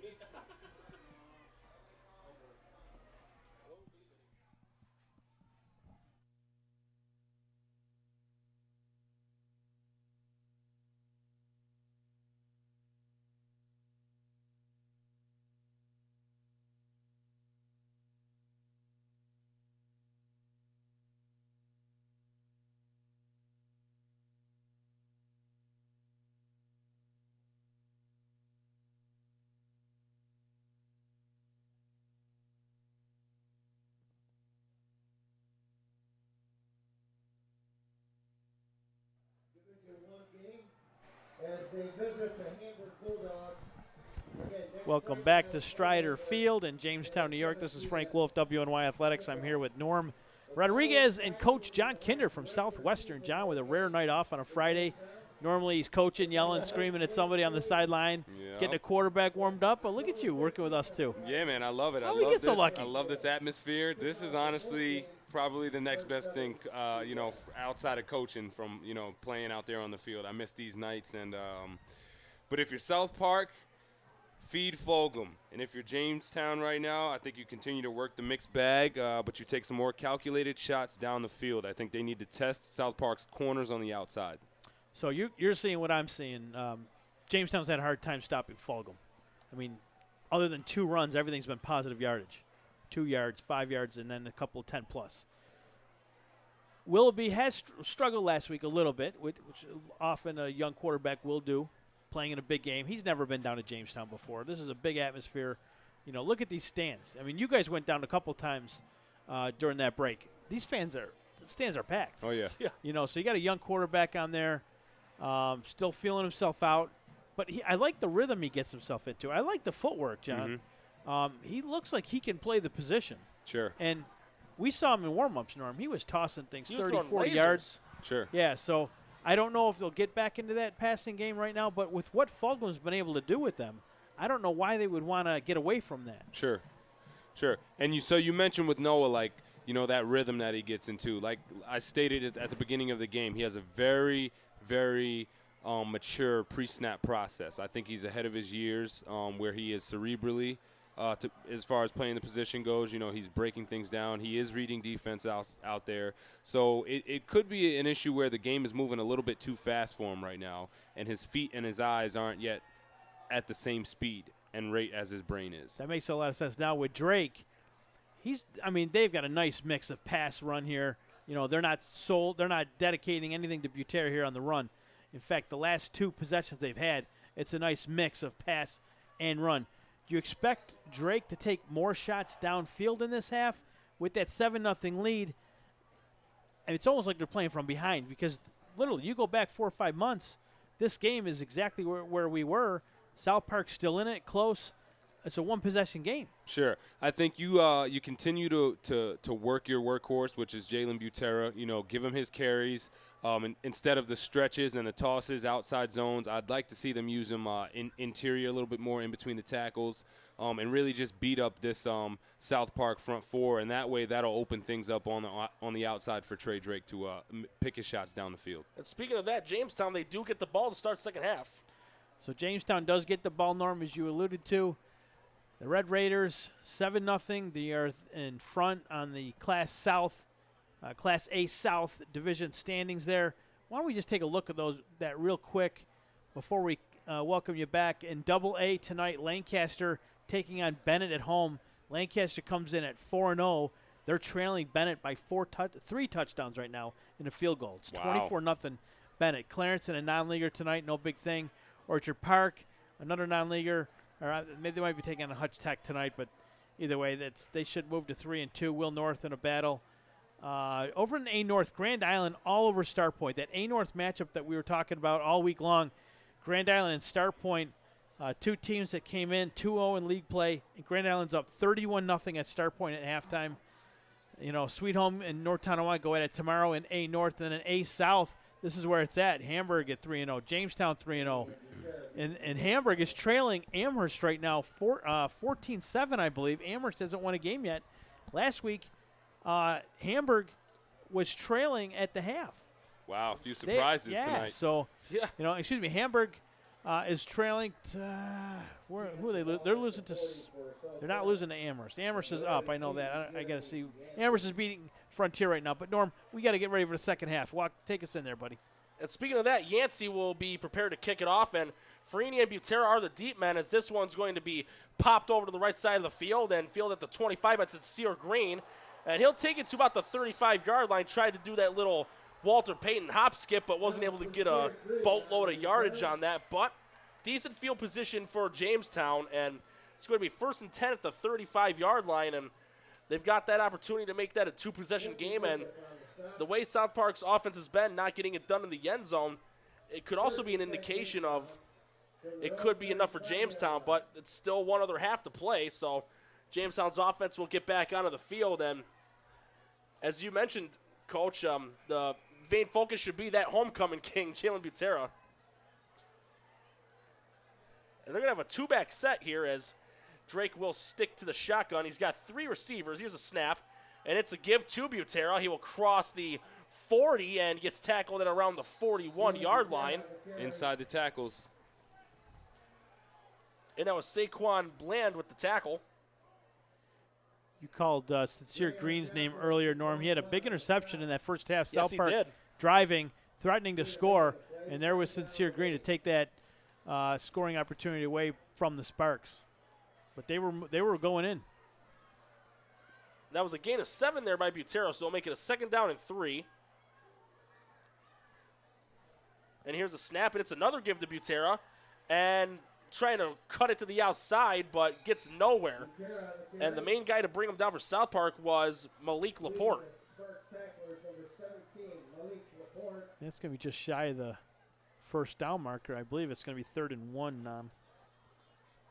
And that's what it's indicated. It'll be 3rd down and a yard at the 44-yard line. So far, 2 plays, 2 carries to Butera. And the other back beside Drake is Ben Anderson. He does well, too, when he gets a carry. Oh, and they jumped off. And the hard count by Drake forces 2 South Park defenders to jump off sides. And one of them was Tavi Cruz, number 55. And that's going to be a first down there for the Red Raiders. Frank, how many yards of penalties do we got for South Park today? I don't know. You know, they got a gift earlier with that timeout. But, you know, Tavi Cruz is a Trench Trophy nominee earlier in the year. You know, you don't get him to jump off sides too often. Right. Wanted to guess a snap count there to try and stop them for a 4th down. But here's a 4th down lineman. It's a give to Ben Anderson, his first carry of the game. And he's not going to go anywhere. And he's one of those guys, when he gets a carry, he makes the most of it. He hasn't seen a lot of action on the offense because he's done so well as a linebacker for the team. Norm, we haven't seen a ton of success from Jamestown with that outside zone. South Park has got a lot of speed out there, and as a result, you're seeing some of those outside zone, those stretches and those tosses sniffed out, you know, early. Those sparks are flying around out there. I think Jamestown needs to stay inside the tackles in the run game and then try their shots in the passing game outside and attack these corners. Well, here's a snap, and it's another give to Anderson. He'll cross midfield, gets to the 45. He's down the sideline to the 30, and continuing to churn the feet, gets tackled at around the 24-yard line. That's more than enough for a Jamestown first down, and once again, they're nearing that South Park red zone. Great play call there, running to the field, the wide side of the field. Look to see play action here. Look to see pass. That would not be a bad idea. Keep the defense guessing, get them to over-pursue on Butera, maybe find an open receiver in the end zone. But they're going to stick with a 2-back, 2-wide set. Excuse me, it's 2-backs, 3 wides, and here's the snap, and it's going to be a give again. This one's a Butera, and he'll cross the 15, gets tackled around the 13, and that's going to be enough for a Jamestown first down, and now they are in the red zone of South Park, and they have a shot to extend their lead right here. First down, Jamestown. And the ref says keep the clock running. 9:25 left in quarter number 3. 1st and 10 at the 14-yard line, so Jamestown can get another first down without having to get in the end zone. And gets the call from Langworthy.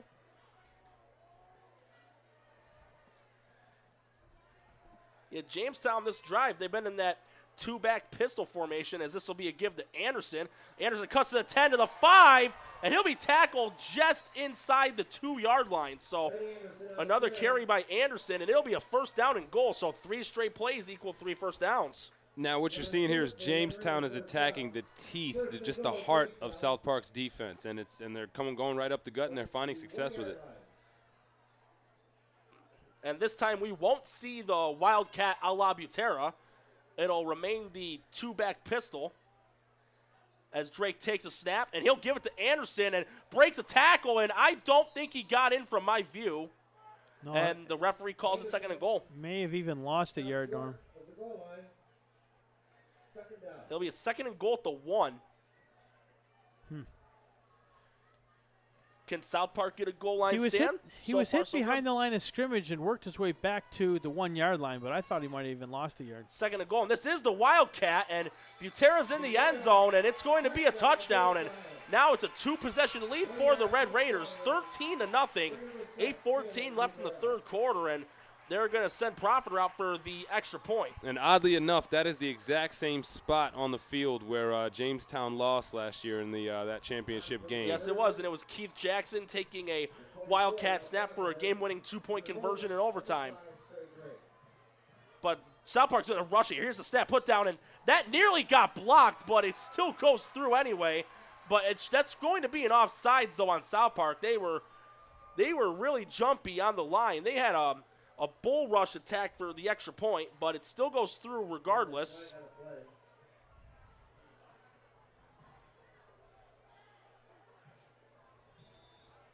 And we're still waiting for the call as Coach Langworthy will confer to the head official. Right now, the score still says 13-0 in favor of Jamestown. And the penalty is going to be against South Park. Yeah, Fulgham was the guy that nearly blocked it.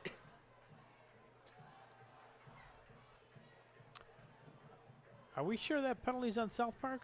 It looked like one of them jumped off from my view, unless if they're talking to Langworthy about maybe a re-kick or enforcing it on the kickoff. And it looks like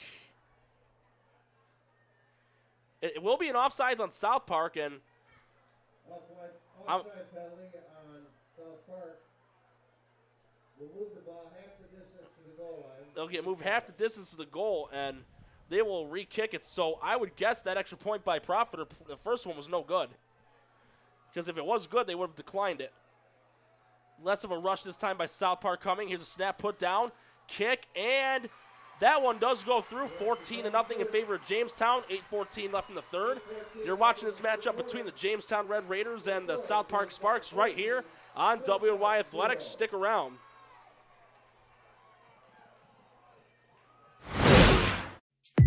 When it's time to sell your home, start with a visit to howardhanna.com, ranked the #1 real estate site for sellers. A few clicks will show you the sales price you can expect for your home. We can get you the most money in the quickest amount of time because we know where the local buyers are and how to reach them. So if it's time to sell your home, visit howardhanna.com today, and we'll match you with a local Howard Hanna agent to sell your home fast. I love being home.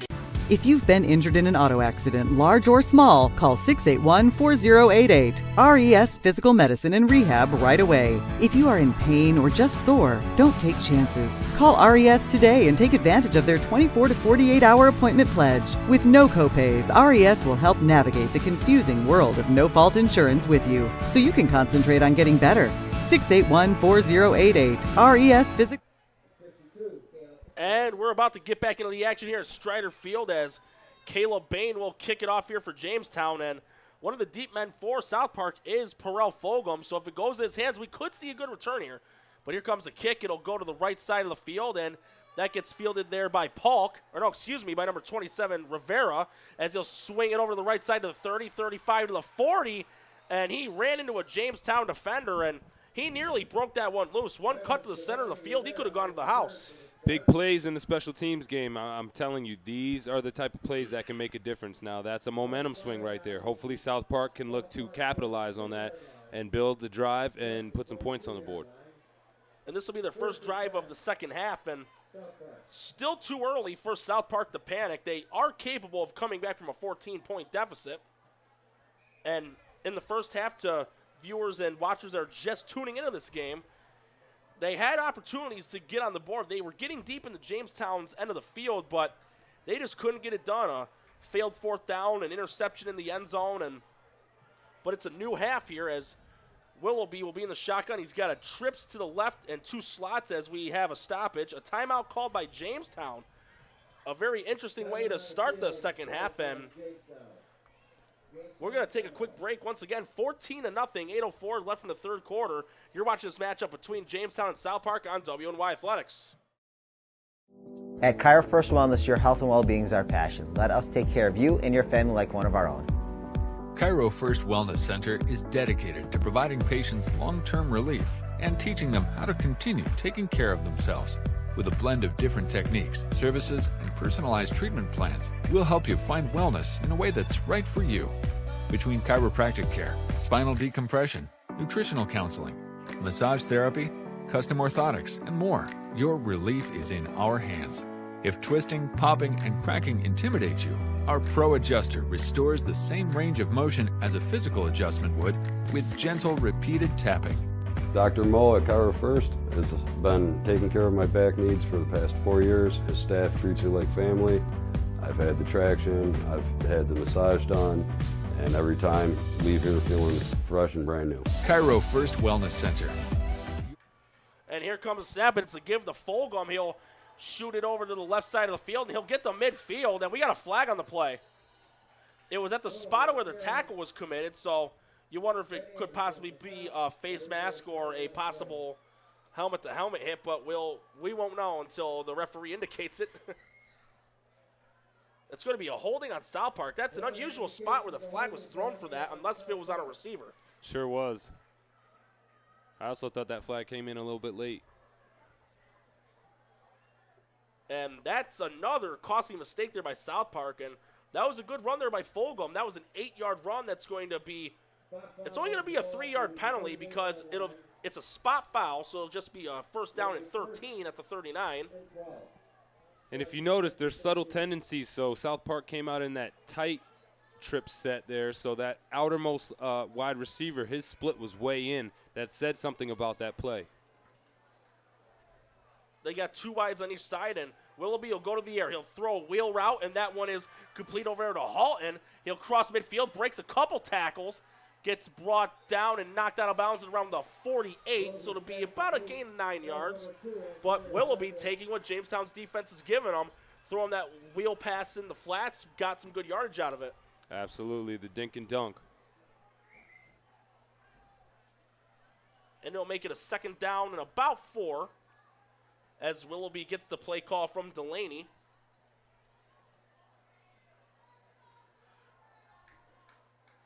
Oh, they're moving it a little closer, so it's going to be, looks like it's going to be a midfield from the spot. South Park taking a page out of Jamestown's book with the mix of the run and the pass. It's a nice Fulgham to Willoughby 1-2 punch. So that was a gain of 12 on that pass. So it'll be a second and 1. Give to Fulgham. And Fulgham, he gets stopped right there. And the guy to bring him down, that was number 54, Joey Delgado, he's had a really good season on the defensive line for Jamestown. And that lost about a yard, maybe 2. Funny, Norm. He was right at the line, right at the first down marker when he brought him down. So. Oh. We'll have to see if they back him up, or was that? Yeah, I think he was. I think he did get enough. From my vantage point, I'm sitting. Definitely appeared to be enough for the first. I think he got enough. Great tackle. And they're bringing the chain gang out here. Sometimes the forward progress, it can be a tad tricky for the officials. So the chain gang is out. We'll see the measurement. South Park is again in Jamestown territory regardless. Here's the measurement, and it's a first down. So Fulgham able to get just enough for a 1st and 10 for South Park. I think we'll continue to see a heavy dose of Fulgham mixed in with the short passing game, taking those high percentage throws. Maybe we'll see another screen or two to Fulgham as well. They tried it in the first drive in the first quarter, and it came to full fruition, turning a 3rd and 18 to a 1st and 10. Here's the snap. Willoughby wants a throw, and he'll throw it in the flats again on the wheel route, and that one is caught by Yancey, and Yancey gets tackled at around the 43, maybe the 42. It'll be about 5-6 yards on the completion. So Willoughby not forcing the deep ball, going with those short, safe passes. Yeah, Jamestown is in off coverage, and so that's the safe area of the field to go to that hook curl zone. And, yep, he hit the top of his drop, hit it in rhythm, and the receiver did a nice job sticking his foot in the ground, getting some yak. Lancaster gets on the board, still trailing Bennett 24-8, the end of the third quarter up in Lancaster. So it was a gain of 6 on that pass, 2nd and 4 at the 42, and they'll give it to Fulgham. And Fulgham across the 40, he'll get to about the 39. It's going to be a 3rd down and short here for South Park. Expect hard count. We've seen them utilize their hard count in a few quarters ago. We also saw it near the end of the first half where Jamestown jumped, but they called timeout before it happened. 3rd and 1 is where they're marking it.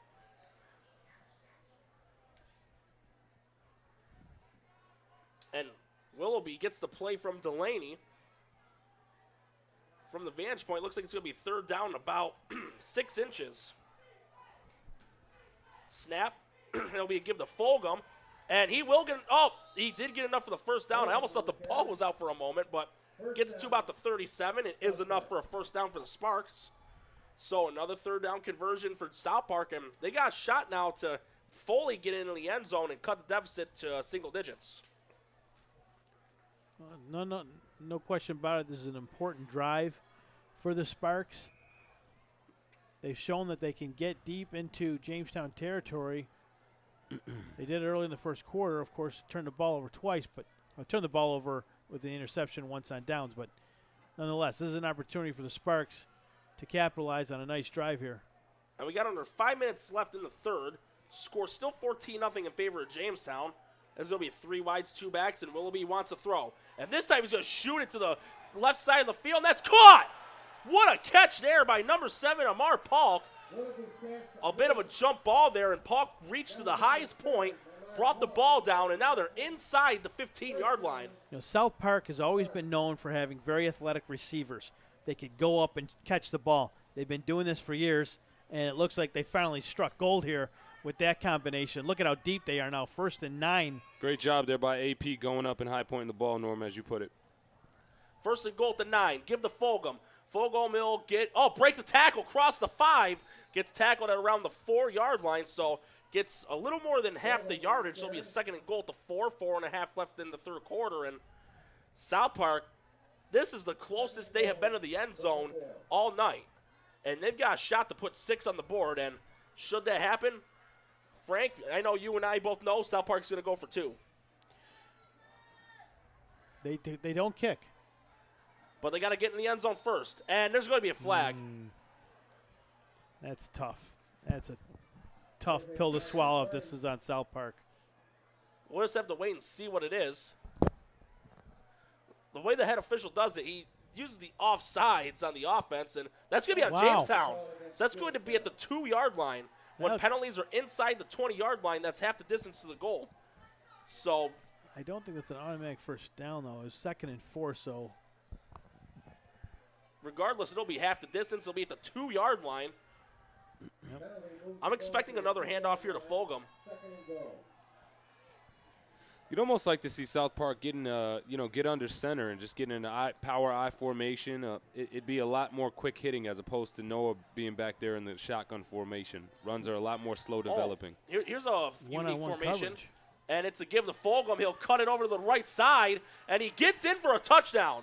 So South Park, they get one in the end zone. They cut it to single digits, 14-6 to score. It's now a 1-possession game, and still a little more than 3:41 left in quarter number 3. And South Park, they finally get it done. They get a touch on the board, and now they're going to get ready for the 2-point conversion.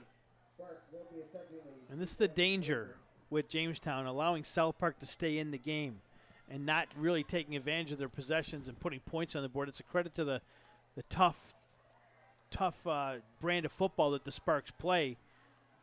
Being this close, being in this game still, and having opportunity to cut that deficit to 6 points. If they can convert here on the 2-point conversion, notice how they got the receivers spread out pretty nice and wide there. They got 4 wides. Johnson's the back, and Willoughby rolled out to the right, but the pass was nowhere near the intended receiver, Yancey. So, in spite of the failed 2 points, the touchdown's on the board, 14-6, 3:41 left in the third, and we'll be right back with some more action between Jamestown and South Park right after a word from some sponsors. If you've been injured in an auto accident, large or small, call 681-4088. RES Physical Medicine and Rehab right away. If you are in pain or just sore, don't take chances. Call RES today and take advantage of their 24 to 48-hour appointment pledge. With no copays, RES will help navigate the confusing world of no-fault insurance with you, so you can concentrate on getting better. 681-4088. RES Physical Medicine and Rehab. The most important call you can make after an auto accident.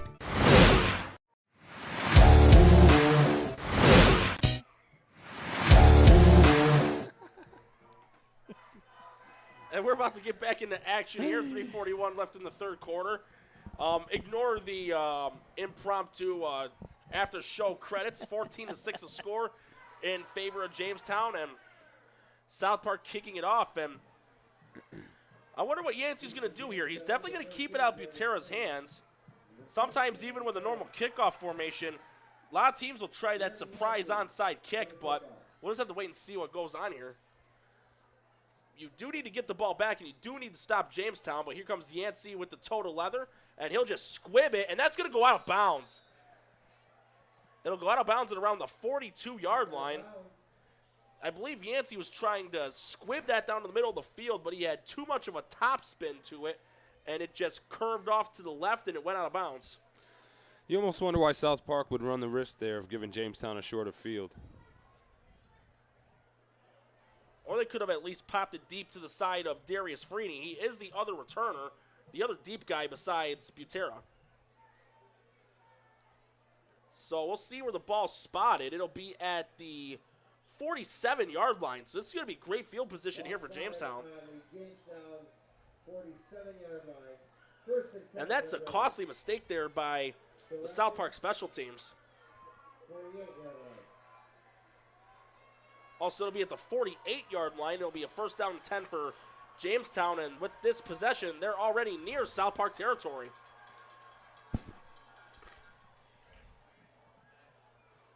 For Jamestown, do you just want to kind of keep feeding Butera, Coach, and take some more time off that clock? Absolutely. I think if you're Jamestown, you stay right on schedule with the run-pass mix. Here's Jalen for about a gain of 6. And he's stayed in bounds, and the clock continues running. So Damari Johnson, one of the guys to get the tackle there for South Park, gain of 5. And now they're in South Park territory once again. And I wonder for South Park to maybe get the linebackers to possibly penetrate a little bit to help blow open the gaps and get the Butera. It'd be worth a shot. But they're just staying at home right now, and 4 down linemen. Drake gets the play call, and he'll stay in the shotgun. Here's a snap, and it's another give to Butera. And he'll cross the 45, gets it to around the 43. He's going to be about a yard shy of the first down. We'll have to wait and see where they spot that ball. They get a good spot here, Norm. That could be a first down. We'll have to check and see. Oh, they're calling it a first down. He is giving them a good spot. First down, Jamestown. And that clock continues to roll. A little confused with the timeouts as they were called in that first half. South Park had a lot of time on the clock. Yeah. 3 timeouts to work with, or if it was 2 timeouts, didn't really use them until it was less than a minute and a half left in the half. And they burn a lot of time taking their time with the play calling. Well, here's a snap and a fake handoff to Anderson. Drake wants a throw. Got a man wide Shoots open. It downfield, and it's incomplete. That was intended for Darius Freeney, and if he's able to catch that, he could go to the house, but that throw was a tad low, and that would have been a tough one for Freeney to catch, but he is a little slow to get up. He's down in the field, and we're going to take a quick break while that occurs. 2:02 left in the third, 14-6 in favor of Jamestown. Stick around for the remainder of this game right here on WNY Athletics. Does he do car? Forget about it. How about home? Forget about it. Does he get good rates? Forget about it. And you're saying there's no problem too big for this guy? Forget about it.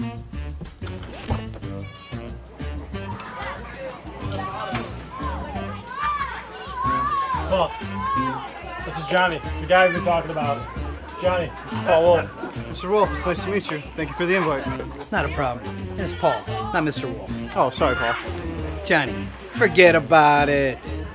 For all your insurance needs, call 835-WOLF.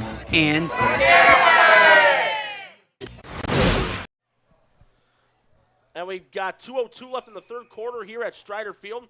Jamestown up 14-6, and if that was a great throw, Freeney would have gone to the house in the last play, but this is a give to Anderson, and he'll cross the 35, and he gets tackled at around the 32, 33. We'll have to wait for the spot. It'll either be enough for a first down or it might be 3rd and inches. We'll just have to wait and see. Yeah, great run there to potentially get that first down. It's like called 3rd. Like you said, Norm, next time Trey Drake goes to the air, he needs to step into his throw. He had Darius Freeney by 2 or 3 steps on that post route.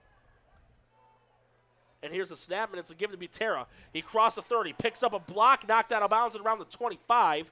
Looking for a face mask. It is enough for a first down. He was looking for a face mask there. He's not going to get it. But I don't think he'll trip about it. He got the first down. More important, he got the first down. But he goes out of bounds, so the clock does stop. Another touchdown by Jamestown would be very important for them. South Park did get a touchdown on their last drive and score 14-6 with 1:21 left in the third. And it's that 2-back, 3-receiver set. Drake in the shotgun gives it to Anderson again. Anderson cuts the center of the field, and he gets it to around the 20-yard line. So it'll be a gain of 5-6 yards. As we're about to hit 1 minute left in the third. Like you were saying, Norm Anderson doesn't get a lot of carries, but the ones he does, he usually turns into positive yardage. So it's a gain of 5, second down and 5. And some substitutions coming in for South Park. South Park loading the box here. He has 7 men in there, and it's going to be a give to Butera again. He crosses the 20, breaks a tackle to the 15, gets to the 10, and he's knocked out of bounds at around the 7-yard line. More than enough for a first down for Jamestown. That's going to be first and goal. And in that situation, what we've seen with Jamestown at home, near those yardage lines, it's either Drake sneaks it or Butera's in that Wildcat. See our good buddy from the Post-Journal, Scott Kinberg, down there at about the 3-yard line. 3, moving down to the 2, slowly moving down to the 1. He parks himself on the 1-yard line as he gets ready to see if Jamestown can punch it in or not here. It'll be at the 7-yard line, first and goal. And it's going to be a give to Butera again, and he walks in for a touchdown. Wanted another face mask penalty, but he shouldn't worry about that. He put another 6 on the board for Jamestown. That's his 3rd touchdown of the game, a hat trick. 20-6 now the score. 32-6 left in quarter number 3, and the scoring starting to pick up a little bit for Jamestown. They've been averaging well more than 30 points a game throughout the season. As Profiter will kick another PAT. And that's the way you need to respond. When a team cuts that deficit to touchdown, you march you only need to go about 55 yards or so. They had a great possession there, a great field position there to start that drive. Here's a snap, high snap, and that one was nearly blocked, but it just squeaks through. Another one of those knuckleball topspin kicks, but with under 33 seconds left in the third, 21-6 score in favor of Jamestown, and we'll be right back for the rest of the third quarter and the start of the fourth right here on WNY Athletics. When it's time to sell your home, start with a visit to howardhanna.com, ranked the #1 real estate site for sellers. A few clicks will show you the sales price you can expect for your home. We can get you the most money in the quickest amount of time because we know where the local buyers are and how to reach them. So if it's time to sell your home, visit howardhanna.com today, and we'll match you with a local Howard Hanna agent to sell your home fast. I love being home. If you've been injured in an auto accident, large or small, call 681-4088. RES Physical Medicine and Rehab right away. If you are in pain or just sore, don't take chances. Call RES today and take advantage of their 24 to 48-hour appointment pledge. With no copays, RES will help navigate the confusing world of no-fault insurance with you, so you can concentrate on getting better. 681-4088. RES Physical Medicine and Rehab. The most important call you could... And Jamestown preparing to kick it back off, and Bain will kick it off to the right side of the field, and that gets fielded there by Rivera, and he'll try to swing it to the center of the field, gets to 25, and he gets met by a couple defenders at around the 27-yard line. Sean O'Brien, one of the guys to stop him, and it'll be first down and 10 for South Park, and they scored a touchdown on the last drive, but Jamestown responded with another one, so South Park, they need to respond once again. Almost looked like Rivera could allow that ball to bounce past him and go out of bounds. That's what I was thinking. Receive the ball at the 40-yard line, but, you know, tough call there, you know. And another thing he could have done, if he would have stepped out of bounds and touched the ball, that goes to 40 because when the returner's out of bounds, the ball's out of bounds. So he could have done that as well. But even so, it's still decent field position for South Park. They're at the 29-yard line. as they're going to go with the trips right, one receiver to the left, and Fulgham the back. And I'm expecting him to get some more carries here, and he will get it. And he cuts the center of the field at 35, picks up a block to the 40, and pounds the rocks around the 43. So that's more than enough for a South Park first down. All right, now we saw that play last time again when they came out in that tight trip set. You know, that outermost receiver, he's not lined up outside on the numbers. His split is slightly splitting the difference between the numbers and the hash. So when we saw that formation, we've seen run to Fulgham both times. We'll see if they choose to run another play here, as they wouldn't have to, but let's see what they do. They will run a play. And here comes the pass, and that's incomplete. Looked like that was intended for Halton, but the pass was way too high, and that's how we end 3 quarters here at Strider Field with the score 21-6 in favor of Jamestown. And you're watching this matchup between these two teams on WNY Athletics. Stick around for the fourth quarter. When it's time to sell your home, start with a visit to howardhanna.com, ranked the #1 real estate site for sellers. A few clicks will show you the sales price you can expect for your home. We can get you the most money in the quickest amount of time because we know where the local buyers are and how to reach them. So if it's time to sell your home, visit howardhanna.com today, and we'll match you with a local Howard Hanna agent to sell your home fast. I love being home. I thought that was short. About here, around the 35. And we're about to start the fourth quarter here at Strider Field, and South Park about to resume their next offensive series. The score 21-6, and even though it's quarter number 4, 15 points is not an insurmountable deficit by any means. They can get a touchdown here and convert a 2-point conversion. They can cut it down back to 7 points.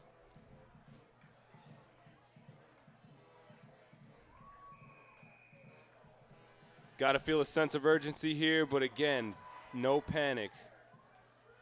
Willoughby takes a snap, gives it to Fulgham, and Fulgham will cut it over to the left side, and he will cross midfield, breaks a couple tackles, and he gets stopped at around the 46, 47-yard line. That will be enough for a first down for South Park. But the thing South Park needs to do, this is what hurt their drive to end the first half. They cannot lollygag, dilly-dally around with their play calling. They burnt 25, 30 seconds near the end of the second quarter, and it cost them dearly. You're absolutely right, Norm. I'd love to see them get back up on the ball after a successful play like that and try to attack Jamestown with some tempo. Guys, heading into this game, each Butera and Fulgham both had 10 rushing touchdowns, and they both average over 8 yards per carry. They do. They're actually, given their distinct, differences in body sizes, but they're very similar running style. And the pass by Willoughby was complete on the flat area to Amar Polk. Polk's had a busy game catching the ball from Willoughby. He's got a nice working relationship. I mean, those two guys seem to be on the same page quite a bit here. And it seems like they're starting to be a little quicker calling the plays, and honestly, I wouldn't mind Willoughby trying the quick count, maybe see the try get Jamestown jump off and just crank the ball downfield. He's got the strength to do it, but it's going to be another give to Fulgham, and he'll cross the 40 and gets it to about the 39, 38-yard line, so it'll make it a third down and about 2. This inside zone scheme is really giving Jamestown front 7 some fits. Gentlemen, Lancaster has come back to tie Bennett 24-24. Wow. 24 unanswered points? These are some of the best coaches in Western New York.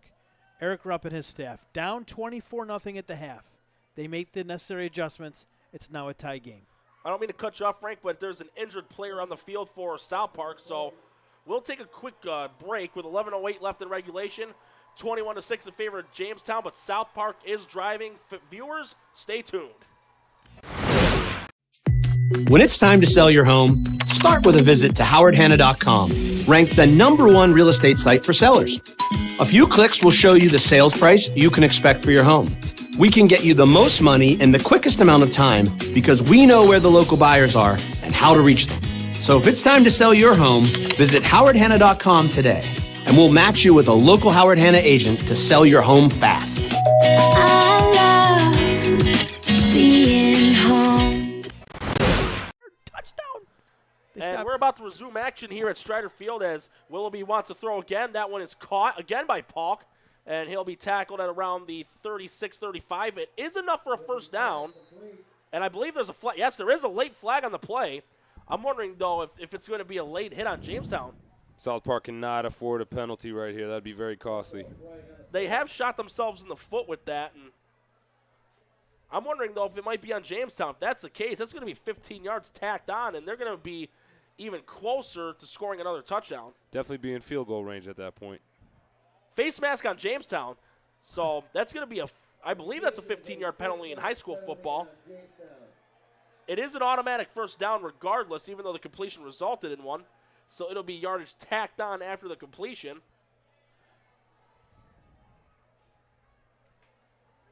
Let's see where the spot's going to be. It will be at the 23-yard line. So it's going to be roughly a 12 or 15-yard penalty. So nearing the red zone once again is South Park. The referee indicates let that clock run. And looked like the towel of Willoughby fell off his pants as he fakes the handoff to Fulgham. He'll shoot this one for the end zone. He's got a man. And incomplete. That was intended for Polk. And honestly, again, Polk reached up to the highest point. Couldn't haul it in. Yeah, well defended by that corner there. Who's that for Jamestown? I didn't get a good view of who it was.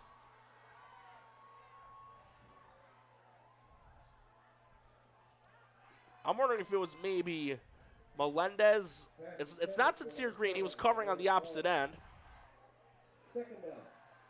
I believe it may have been Freeney. He is back out there. 2nd and 10 to 23. Willoughby throws, complete. Breaks a tackle, crosses. No, gets tackled at the 16. So a 7-yard gain there on the completion to Jeremy Yancey. It'll make it a 3rd down and 3. Butero with the tackle. So we saw the big hit from Freeney earlier, and he was, as a result, he had an injury from it. And there you see he had the same opportunity to come flying downhill, make the same play. You wonder if he's thinking about that injury that he sustained earlier. Gentlemen, real quick, whatever happened to Yancey's Fancy? The cheese. I haven't heard a commercial for them in ages. You've been calling Yancey's name all night. This is Yancey, the new Yancey Fancies out there, baby. Give me some pepper jack. It's going to be a 2-back pistol, and it's Willoughby rolling out to the left and batted away by Ben Anderson. And they're falling on it as if it's a fumble. There is a flag on the play. That's going to be incomplete. Willoughby's arm, as clear as day, was going forward on that throw. But we'll see what the flag's on. If it's a holding on South Park, it'll be declined. I'm going to pin him back to 10 yards. I thought my replay button might be working today, boys, but it doesn't look like. I was going to the replay for our fans at home. Oh, the replay. I was looking forward for that. Replay ain't working. Jeremy and I were wanting to do that when Bo Bilecki had that kick return touchdown for Franklinville-Elkinville a couple weeks back against Randolph, but we weren't able to get it to work. Jeez. But we'll see what the flag is. Someone's getting fired, John. Someone's getting tired. We going to 4th and 4 here, perhaps? We'll have to wait and see what the penalty is. And now the referee is having a conference with Langworthy. There's been a few times where there's been conferences with the coaches, and it's from the referee's indication, this is going to be on South Park. And we'll see what the penalty is. It's going to be against South Park.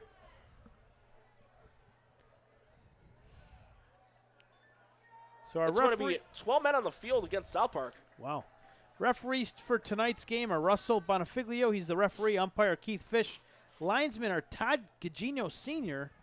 Line judges Todd Gugino Jr. Father and son. Got to believe they work some of your games down here, John. Mm-hmm. Father-son duo. So Langworthy choosing to move it back 10 yards, so it will remain 3rd down. Will it? The ball's back at the 31-yard line, so it's a 14-yard penalty. Or no, I beg your pardon, so it's going to be 4th down. Loss it down. Yeah. So. And this is one where Willoughby has to shoot it downfield. Crucial play for the Sparks here. And wants to go to the air. Willoughby, he'll shoot it down the center of the field. That's caught. Cross the 15. First down to the 10, to the 5. Can he get in the end zone? Yes. And that's going to be a touchdown for Antonio Halton. Catches it down the center of the field where the traffic jams are, just like the days of Joey Galloway at Ohio State. Cranks it over to the right side of the field, gets it to the end zone, makes it 21-12, and you know South Park's going to go for 2 to cut it down to 7 points. Wow. But what an effort there by Antonio Halton to get that into the end zone. Incredible pitch and catch. And they have to convert this 2-point conversion. If they don't, it will remain a 2-possession game. Love to see the resilience by this South Park team. Still a lot of football left in this game. Willoughby wants to get the 2 through the air, and it's knocked down. We've seen quite a few deflected passes by the front 4 of the Jamestown Red Raiders. So 21-12 the score, 9:36 left in regulation. You're watching this matchup between Jamestown and South Park on WNY Athletics, and we'll be right back after some more advertisements. Paul Wolf Agency, how can I help? I got a problem. I got a big problem. The house flooded overnight, everything's destroyed, and I don't know what to do. You can relax. The wolf is on his way. What's the damage? It's bad. As opposed to good? It's 20 minutes away. I'll be there in 10.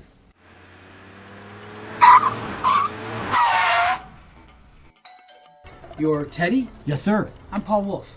I solve problems. Oh, good, because I got a big one in here. May I come in? Absolutely.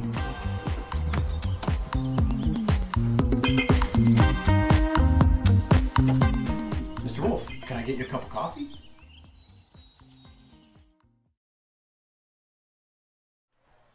And with 9:36 left in the fourth quarter, 21-12 in favor of South Park. And if you're the Sparks, wouldn't hurt here to try an onside kick. You're down by 9 points. You need to get the ball back. It's a 2-possession game. Failing that 2-point conversion, you need to get something to go your way, and that would not hurt to give an attempt. Yeah, but also you don't want to give Jamestown the short field to work with. They're clicking on all cylinders right now.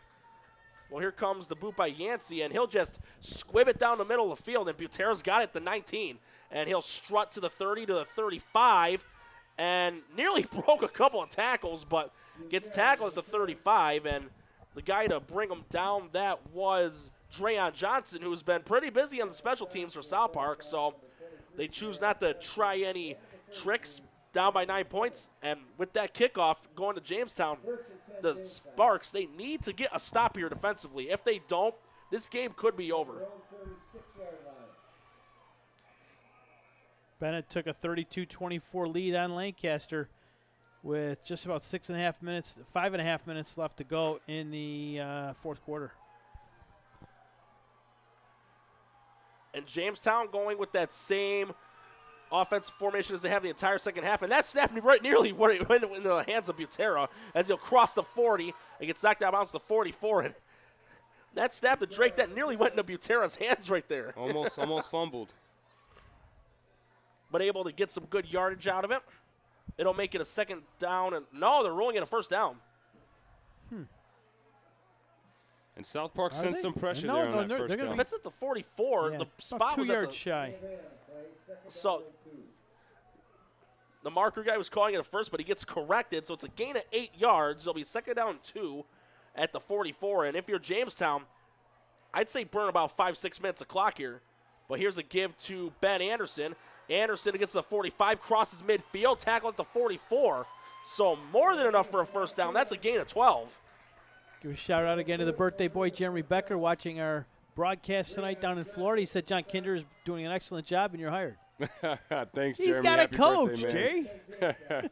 Happy birthday, man. Hope you're enjoying it. Olean continues to lead Dunkirk 22-14 down there in Husky Nation. Less than a minute to go there. Shout out to my good friend Jen for the update there. Last few plays, Colin Melendez here has been one-on-one on an island with this corner, Kaz Miles. That's another give to Butero. Across the 35, breaks a tackle. He'll spin, do a little pirouette, get tackled at 31, and some blocking there between O'Brien and Dreyon Johnson. I almost thought there was going to be a flag there because that nearly looked a little chippy. How about the pancake by Tavi Cruz of South Park? Woo! I felt that up here in the booth. Just give me a little hot butter for it. Man, I mean, really, watch Cruz 55 on the line. He's been a bear all day. But Jamestown doing what they need to do, getting pressures, time off the clock. My scoreboard's a little messed up. There's 8:20 left, 8:25 left. I'll fix the scoreboard for you folks at home. And it's going to be a give to Anderson. He'll cross the 30. He'll get tackled at the 27-26. And another one between Johnson and O'Brien. That's almost looking like Andre Johnson and Cortland Finnegan there. I'm wondering, when's there possibly going to be a punch thrown the way they're going at it?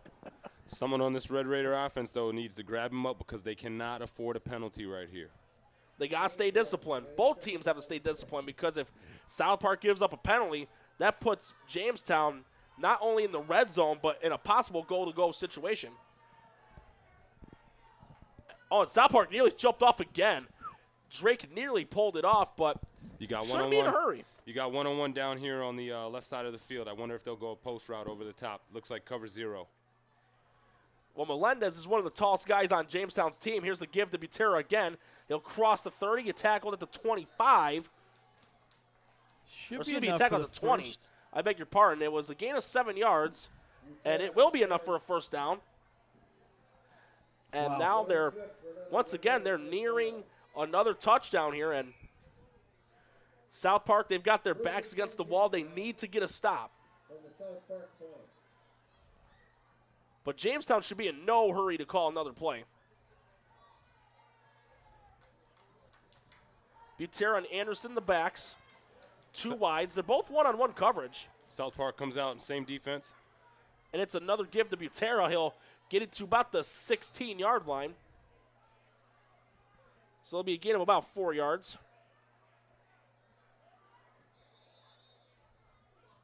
Anderson on the carry. There's an official timeout. An official timeout and another injured player down the field. We'll take a quick break. 6:53 left in regulation. 21-12 in favor of Jamestown. Stick around for the final half of the fourth quarter of this game. At Cairo First Wellness, your health and well-being is our passion. Let us take care of you and your family like one of our own. Cairo First Wellness Center is dedicated to providing patients long-term relief and teaching them how to continue taking care of themselves. With a blend of different techniques, services, and personalized treatment plans, we'll help you find wellness in a way that's right for you. Between chiropractic care, spinal decompression, nutritional counseling, massage therapy, custom orthotics, and more, your relief is in our hands. If twisting, popping, and cracking intimidate you, our Pro Adjuster restores the same range of motion as a physical adjustment would with gentle, repeated tapping. Dr. Mo at Cairo First has been taking care of my back needs for the past 4 years. His staff treats you like family. I've had the traction, I've had the massage done, and every time leave here feeling fresh and brand new. Cairo First Wellness Center. Your health and well-being. Our passion. Parks.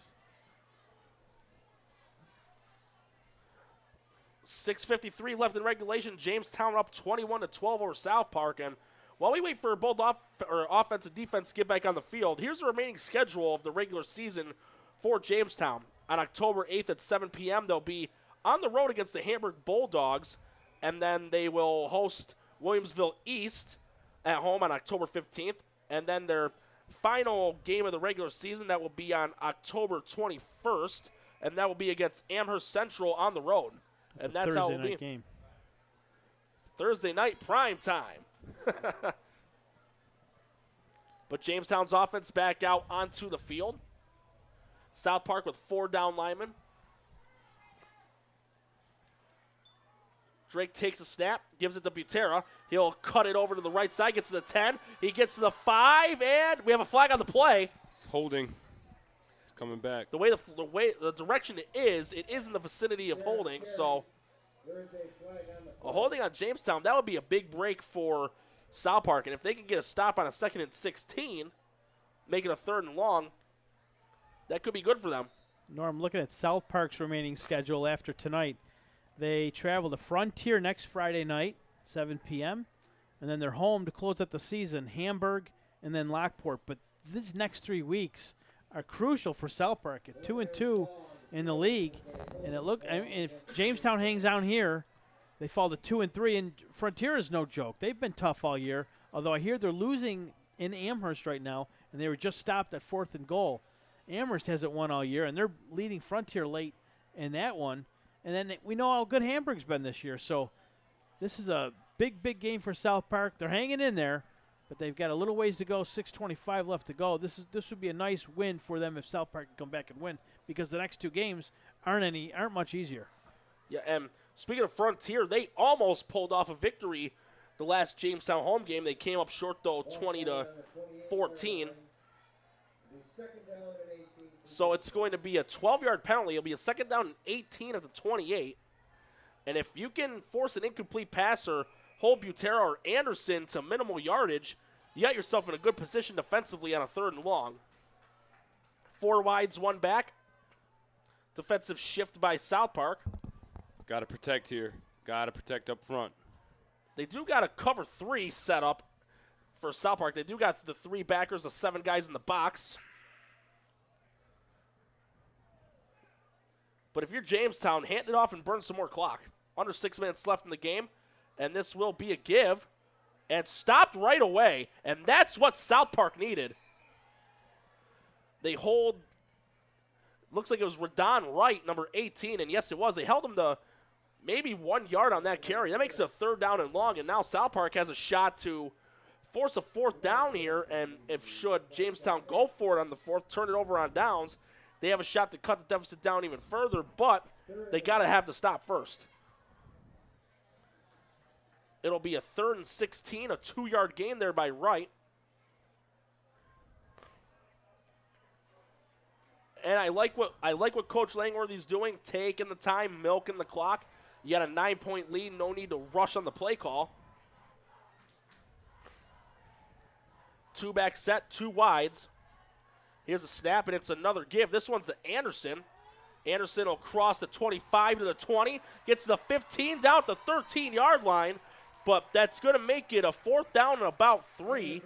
But with that carry, it makes it 4th and manageable here for Jamestown. It was Dreon Johnson who stopped a possible 1st down. So it'll be a 12-yard gain, 4th and 4 to 14 here for Jamestown and South Park. They need to get a stop here.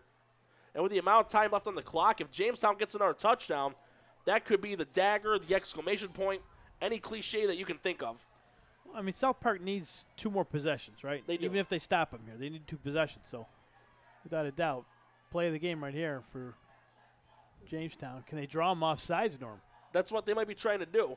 This one could become the result of the ball game here. 4th and 4 to 14. Got a Drake good window for a count. slant to the right of the field. Great opportunity for a slant. Jamestown definitely trying to draw them off sides. South Park not having anything to do with that. 4th and 3 to 14. Here's a snap. Give to Butera, and he got enough for the 1st down. He got it inside the 10. Got tackled at around the 7. And Jamestown just burning more clock. They've burnt more than 5 minutes on this drive. 1st down, Jamestown. Now South Park actually now fully have their backs to the wall. 1st and goal at the 8-yard line, a 6-yard run there, and injured player. Looks like the cramps are getting bad out there. That's a great job by Jamestown, sticking with the bread and butter, going to your workhorse, and getting the yardage that you need. And scored 21-12, 3:44 left in regulation. It's a 1st and goal at the 8-yard line after a 6-yard run there by Jalen Butera. And Jamestown, they have an opportunity to slam the door here. They've burnt more than 5 minutes on this drive alone. There's only 3:46 left in the 4th quarter, and the way that South Park paces themselves when they call their offensive plays, this is a job well done by Coach Langworthy and the Red Raiders offense to milk this clock down to very little time. Absolutely. Little game I call keep away. Well, Bennett jumped out in front of Lancaster in a hurry, 40-24, and they were under a minute to play there. So that's should be the way that thing ends. I know Maryvale was up 35-0 on Lakeshore, so they should hang in there. Amherst up 21-16, as it looks like Frontier got a safety in there. in there. Remember, they were down on the 4th and goal, and Amherst stopped them, and Frontier got a safety after being able to convert on that 4th down. But of course, Dunkirk and Olean is a final with Olean getting their first win of the year. And the injured player was Damari Johnson. He was able to get up on his own power. I'm wondering if it was just a calf cramp or a leg cramp. It is, in September nights, they can get a little bit humid. That's when you break out the pickle juice. The Deuce Staley, the pickle deuce. Eagles, Cowboys rushed for over 200 yards in that game, but the salt of the pickle juice avoids dehydration. But it'll be a 1st and goal at the 8-yard line for Jamestown.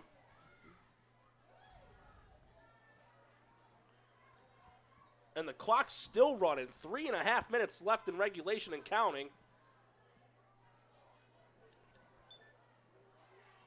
And the way it's going to be a 5-0 start for Jamestown. And burning the clock. 3 1/4 left in the 4th. Here's a snap. It's a give to Butera, and he's in the end zone for another touchdown. His 4th touchdown of the game, 27-12, 3:04 left in regulation. And with that much time left on the clock, this could be iced. It could be sealed. Appears to be that way. They're going to send Profiter out to kick the extra point.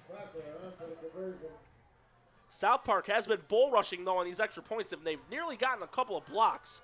The last extra point, they did force a poor kick, but it still went through. Here's the put down, the kick, and that one goes through. And got a little chippy there near the end. Malik Laporte threw down, looked like it was Melendez, but 3:04 left in the game, 28-12 in favor of Jamestown. Both teams preparing to get back out for special teams, and we'll be right back for the rest of the game after a word from our sponsors.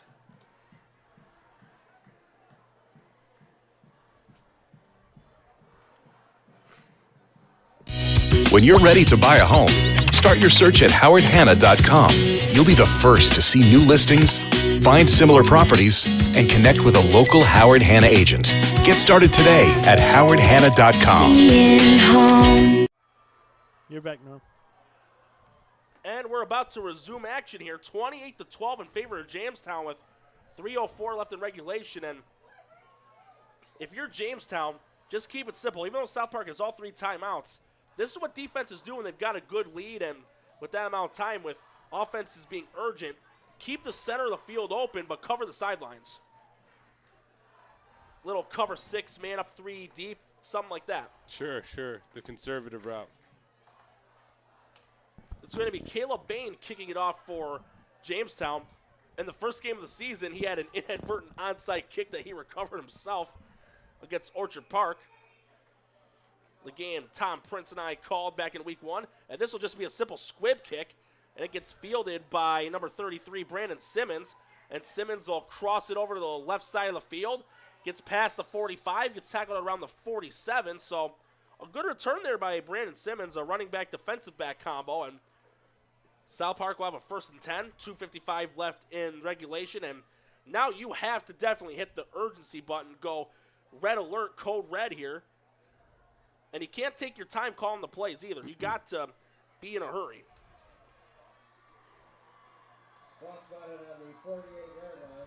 It'll be interesting to see here if Jamestown goes, passive off coverage or if they come after him a little bit. Final from Clarence, the Red Devils take down the Blue Devils of Kenmore West, 35-21. A lot of football going on tonight in the local area. And South Park Jamestown, this is a matchup we could possibly see in the playoffs again. I have a strong suspicion that you could see this game again here in maybe week 9. Good chance. Part 3 of the trilogy. No, actually that wouldn't happen. That would not happen because it's crossover. A South plays a North, and so you wouldn't see this again until possibly week 11 or maybe even at the stadium. We'll have to wait and see. That's when the games get good, calling them at those nice vicinities. And Jamestown, they are going to be in that conservative defense. And here comes the throw by Willoughby. That's caught. And Polk with another catch. And I believe he got tackled in bounds there. That was a really good job. And it looks like he is down on the field. We've seen a lot of bodies down tonight. And that is, once again, that's Amar Polk, who's had a phenomenal game. And we're going to take another break here. 2:38 left in regulation. Jamestown up 28-12 in favor of South Park. You're watching this matchup right here on WNY Athletics.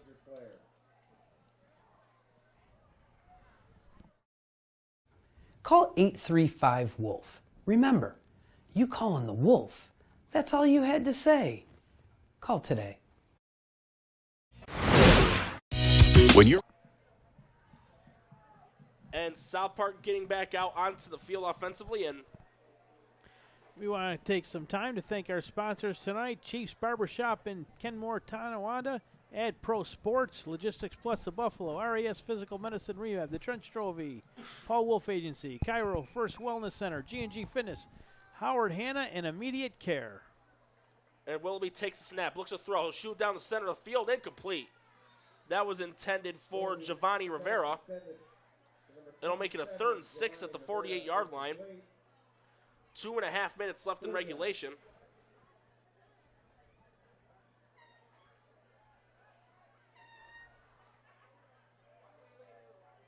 And the way it's looking, Jamestown's going to avenge that Section 6 Class A Finals loss that they endured versus South Park earlier this year.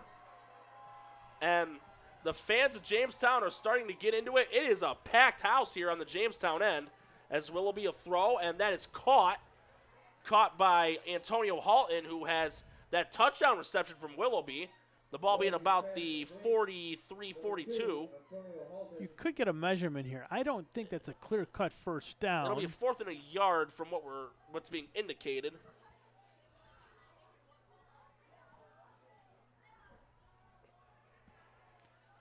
It'll be 4th down and a yard, and it's going to be a give here, and that will be enough for the first down. Got it to the 40-yard line. That give was to Damari Johnson. 4th down run, good for a first down. I wonder if he's relation to, or no, never mind, my bad. It was Jackson, not Johnson.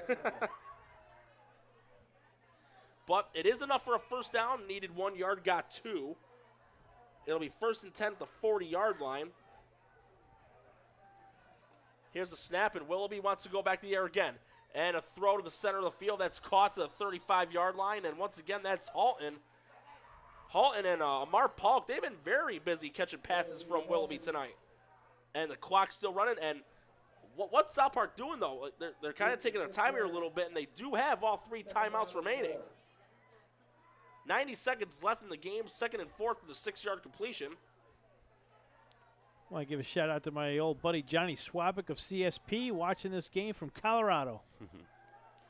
Great player. Willoughby takes a snap, looks. He's going to shoot this down the left side of the field. That's caught, and that one's complete to Jeremy Yancey.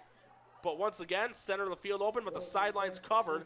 And that's Darius Freeney with another tackle. He's been banged up a little bit, but he's playing through it, and he's playing well. The pass completion's enough for a first down. We're about to have 1 minute left in the 4th, and I'm surprised, though, that even though South Park has a shot to cut this to 1 possession, they're not using any timeouts, and they're just – okay, now a timeout's being called, and this is by Jamestown. 59 seconds left in regulation, 28-12 the score in favor of Jamestown, and South Park has a shot to get another touchdown on the board. They certainly do. You'd like to see them use their timeouts more often, but this is Jamestown taking a timeout. You know, they did the same thing in the first half when it was a 1-possession game, driving, and South Park leaving timeouts and just letting that clock wind down to nothing. Yeah. And now you're down by 2. You know, you need 2 possessions and under a minute to go here. Yeah, you'll need to score, convert a 2-point conversion, onside kick it, and hope for the best.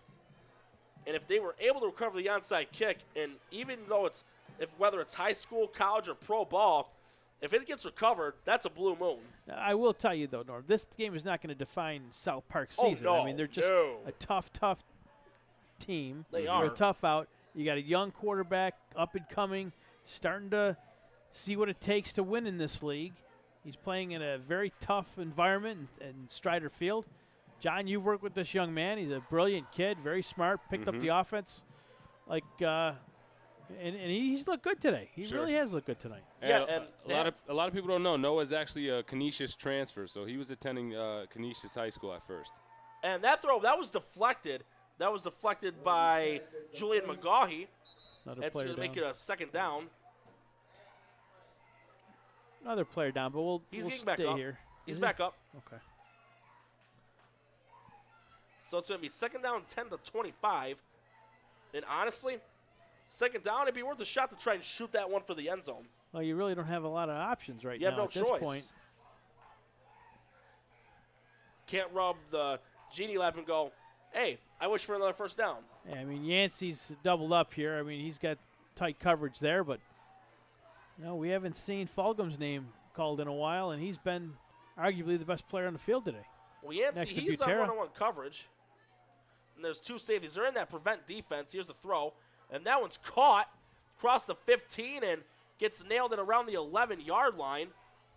That pass is caught by Giovanni Rivera. Timeout called by South Park. It is enough for a first down, and South Park getting closer to getting that touchdown. And I think this is going to be one of the cases of the score not quite matching the outcome. We saw in the first half, South Park had multiple opportunities to get in the end zone, but there was an interception in the end zone, a turnover on downs. A couple of penalties didn't help their cause either. So they had their chances to make this a closer game score-wise, but I think South Park it's a mix of running out of gas and just not helping themselves. And the injuries, too. I mean, they came in missing a number of starters today. Don't necessarily have the depth that they've had in years past. Even prior to the game, they did look small in numbers. But scored 28-12. It'll be a first and 10 at the 11 after that 14-yard completion to Rivera. It's going to be a four-wide set, trips to the left, and Willoughby's pass caught inside the 10, and with forward progress, it'll be at around the 8-yard line. 40 seconds left in the game. And South Park needs to hurry up here. 31 seconds left. I'm impressed with this 2-minute offense that Willoughby's running here right now. He's done a pretty good job leading South Park down the field. 2nd and 5 at the 6. 2nd and 5. Looks, throws. Intercepted! And going down the sidelines, and he's gone. Goodbye. And that's going to put the exclamation point on it. And he's just going to trot into the end zone, and I believe that was Sincere Green. Who else? No, it wasn't. It was number 87. That was Tyrese Wolford with the interception. That was about a 97, 98-yard interception return. And that's your exclamation point with 1.7 left in the game. That was about a 97-yard pick six there by Tyrese Wolford, and hasn't seen a lot of action this year, but with that pick six, that shows making the most of the opportunities, and now the score 34-12 with just under 2 seconds left. Well, you hate to see that happen at the end of the game. The way Willoughby's played so well, you got to throw there, Norm. I mean, You the do. way You do. the time winding down, you're in it. They know you're throwing. Yeah, Jamestown was Great in coverage. what's called bracket coverage. So they had, the corners as well as the safety help over the top, and created a traffic jam inside there. And in all fairness, Willoughby was a tad rushed. The receiving area they tried to throw to, it was jammed. There was no chance that would have been a completion to one of his receivers. And Wolford, Johnny on the spot, runs it back for a touchdown. And here comes Profiter's extra point. Kick on the way, and that's good. So 35-12, 1.7 left in this game. And I wonder what's going to happen here on this kickoff. I know for sure Bain's going to squib it, but does South Park try a little razzle-dazzle, get a positive play to end the game, build some confidence going into next week, or do they just need the kickoff and just do a simple handoff to Fulgham to end the game? You want to end it on a positive note if you're South Park. You don't want your last play of the game being a pick six. I'm South Park. I just want to get off the field and get on the bus and go home and lick your wounds and get up and play tomorrow. You know what I mean? Tomorrow's a brand new day. They got a tough couple of weeks coming up ahead of them with Frontier and Hamburg. they're just waiting for these guys. And South Park, a resilient bunch. They'll be back stronger than ever. And Jamestown, they get to head up to Hamburg, and we could have a battle of unbeatens next week. Hats off to Jamestown. They had a complete game plan and came out and executed. Absolutely. They played great. I mean, they've been waiting for this game for the last 5.5 months or so. I can't count. When did they play last? March? Mm-hmm. So, I mean, it's a learning experience for South Park as they're a little bit younger. And for Jamestown, it's redemption. Sure. And with it being on the homecoming week, the homecoming game, that probably makes it even more special for not only the Jamestown football team, but for, I would say, Jamestown alumni. I wouldn't rule out a return or another opportunity for these two teams to meet. It might be at the stadium. You never know. I mean, anything can South happen. Park's not going to go down quietly when the money's on the line. Right. And honestly, in spite of the couple of picks personally, I thought Willoughby looked fairly well against a team like Jamestown. But Bain will do the honors here as this game is just about wrapped up. Here comes the kick, and he'll just pooch it, a squibber, and bobbled, and gets picked up. That gets returned there by Pagan, and Pagan breaks a couple tackles, crosses midfield, and that's a positive way to end it if you're South Park. A nice return on that kickoff, and that's it. Jamestown's going to be 5-0 this season with their 35-12 win over South Park, and Jamestown doing it the way they've done it all year, giving it to Butera. 4 touchdowns. The only one he didn't score, that pick 6 by Tyrese Wofford. Well, one heck of a game today, guys. Pleasure calling it with you today. Thanks again to all of our sponsors. Alex Costi, great job on the camera today. Johnny Kinder coming in to do color. Thanks, brother. And, of course, Norm Gonzalez, as always, very entertaining. For Frank Wolf, WNYathletics.com. Have a great week, everybody. We'll see you next week from Hamburg.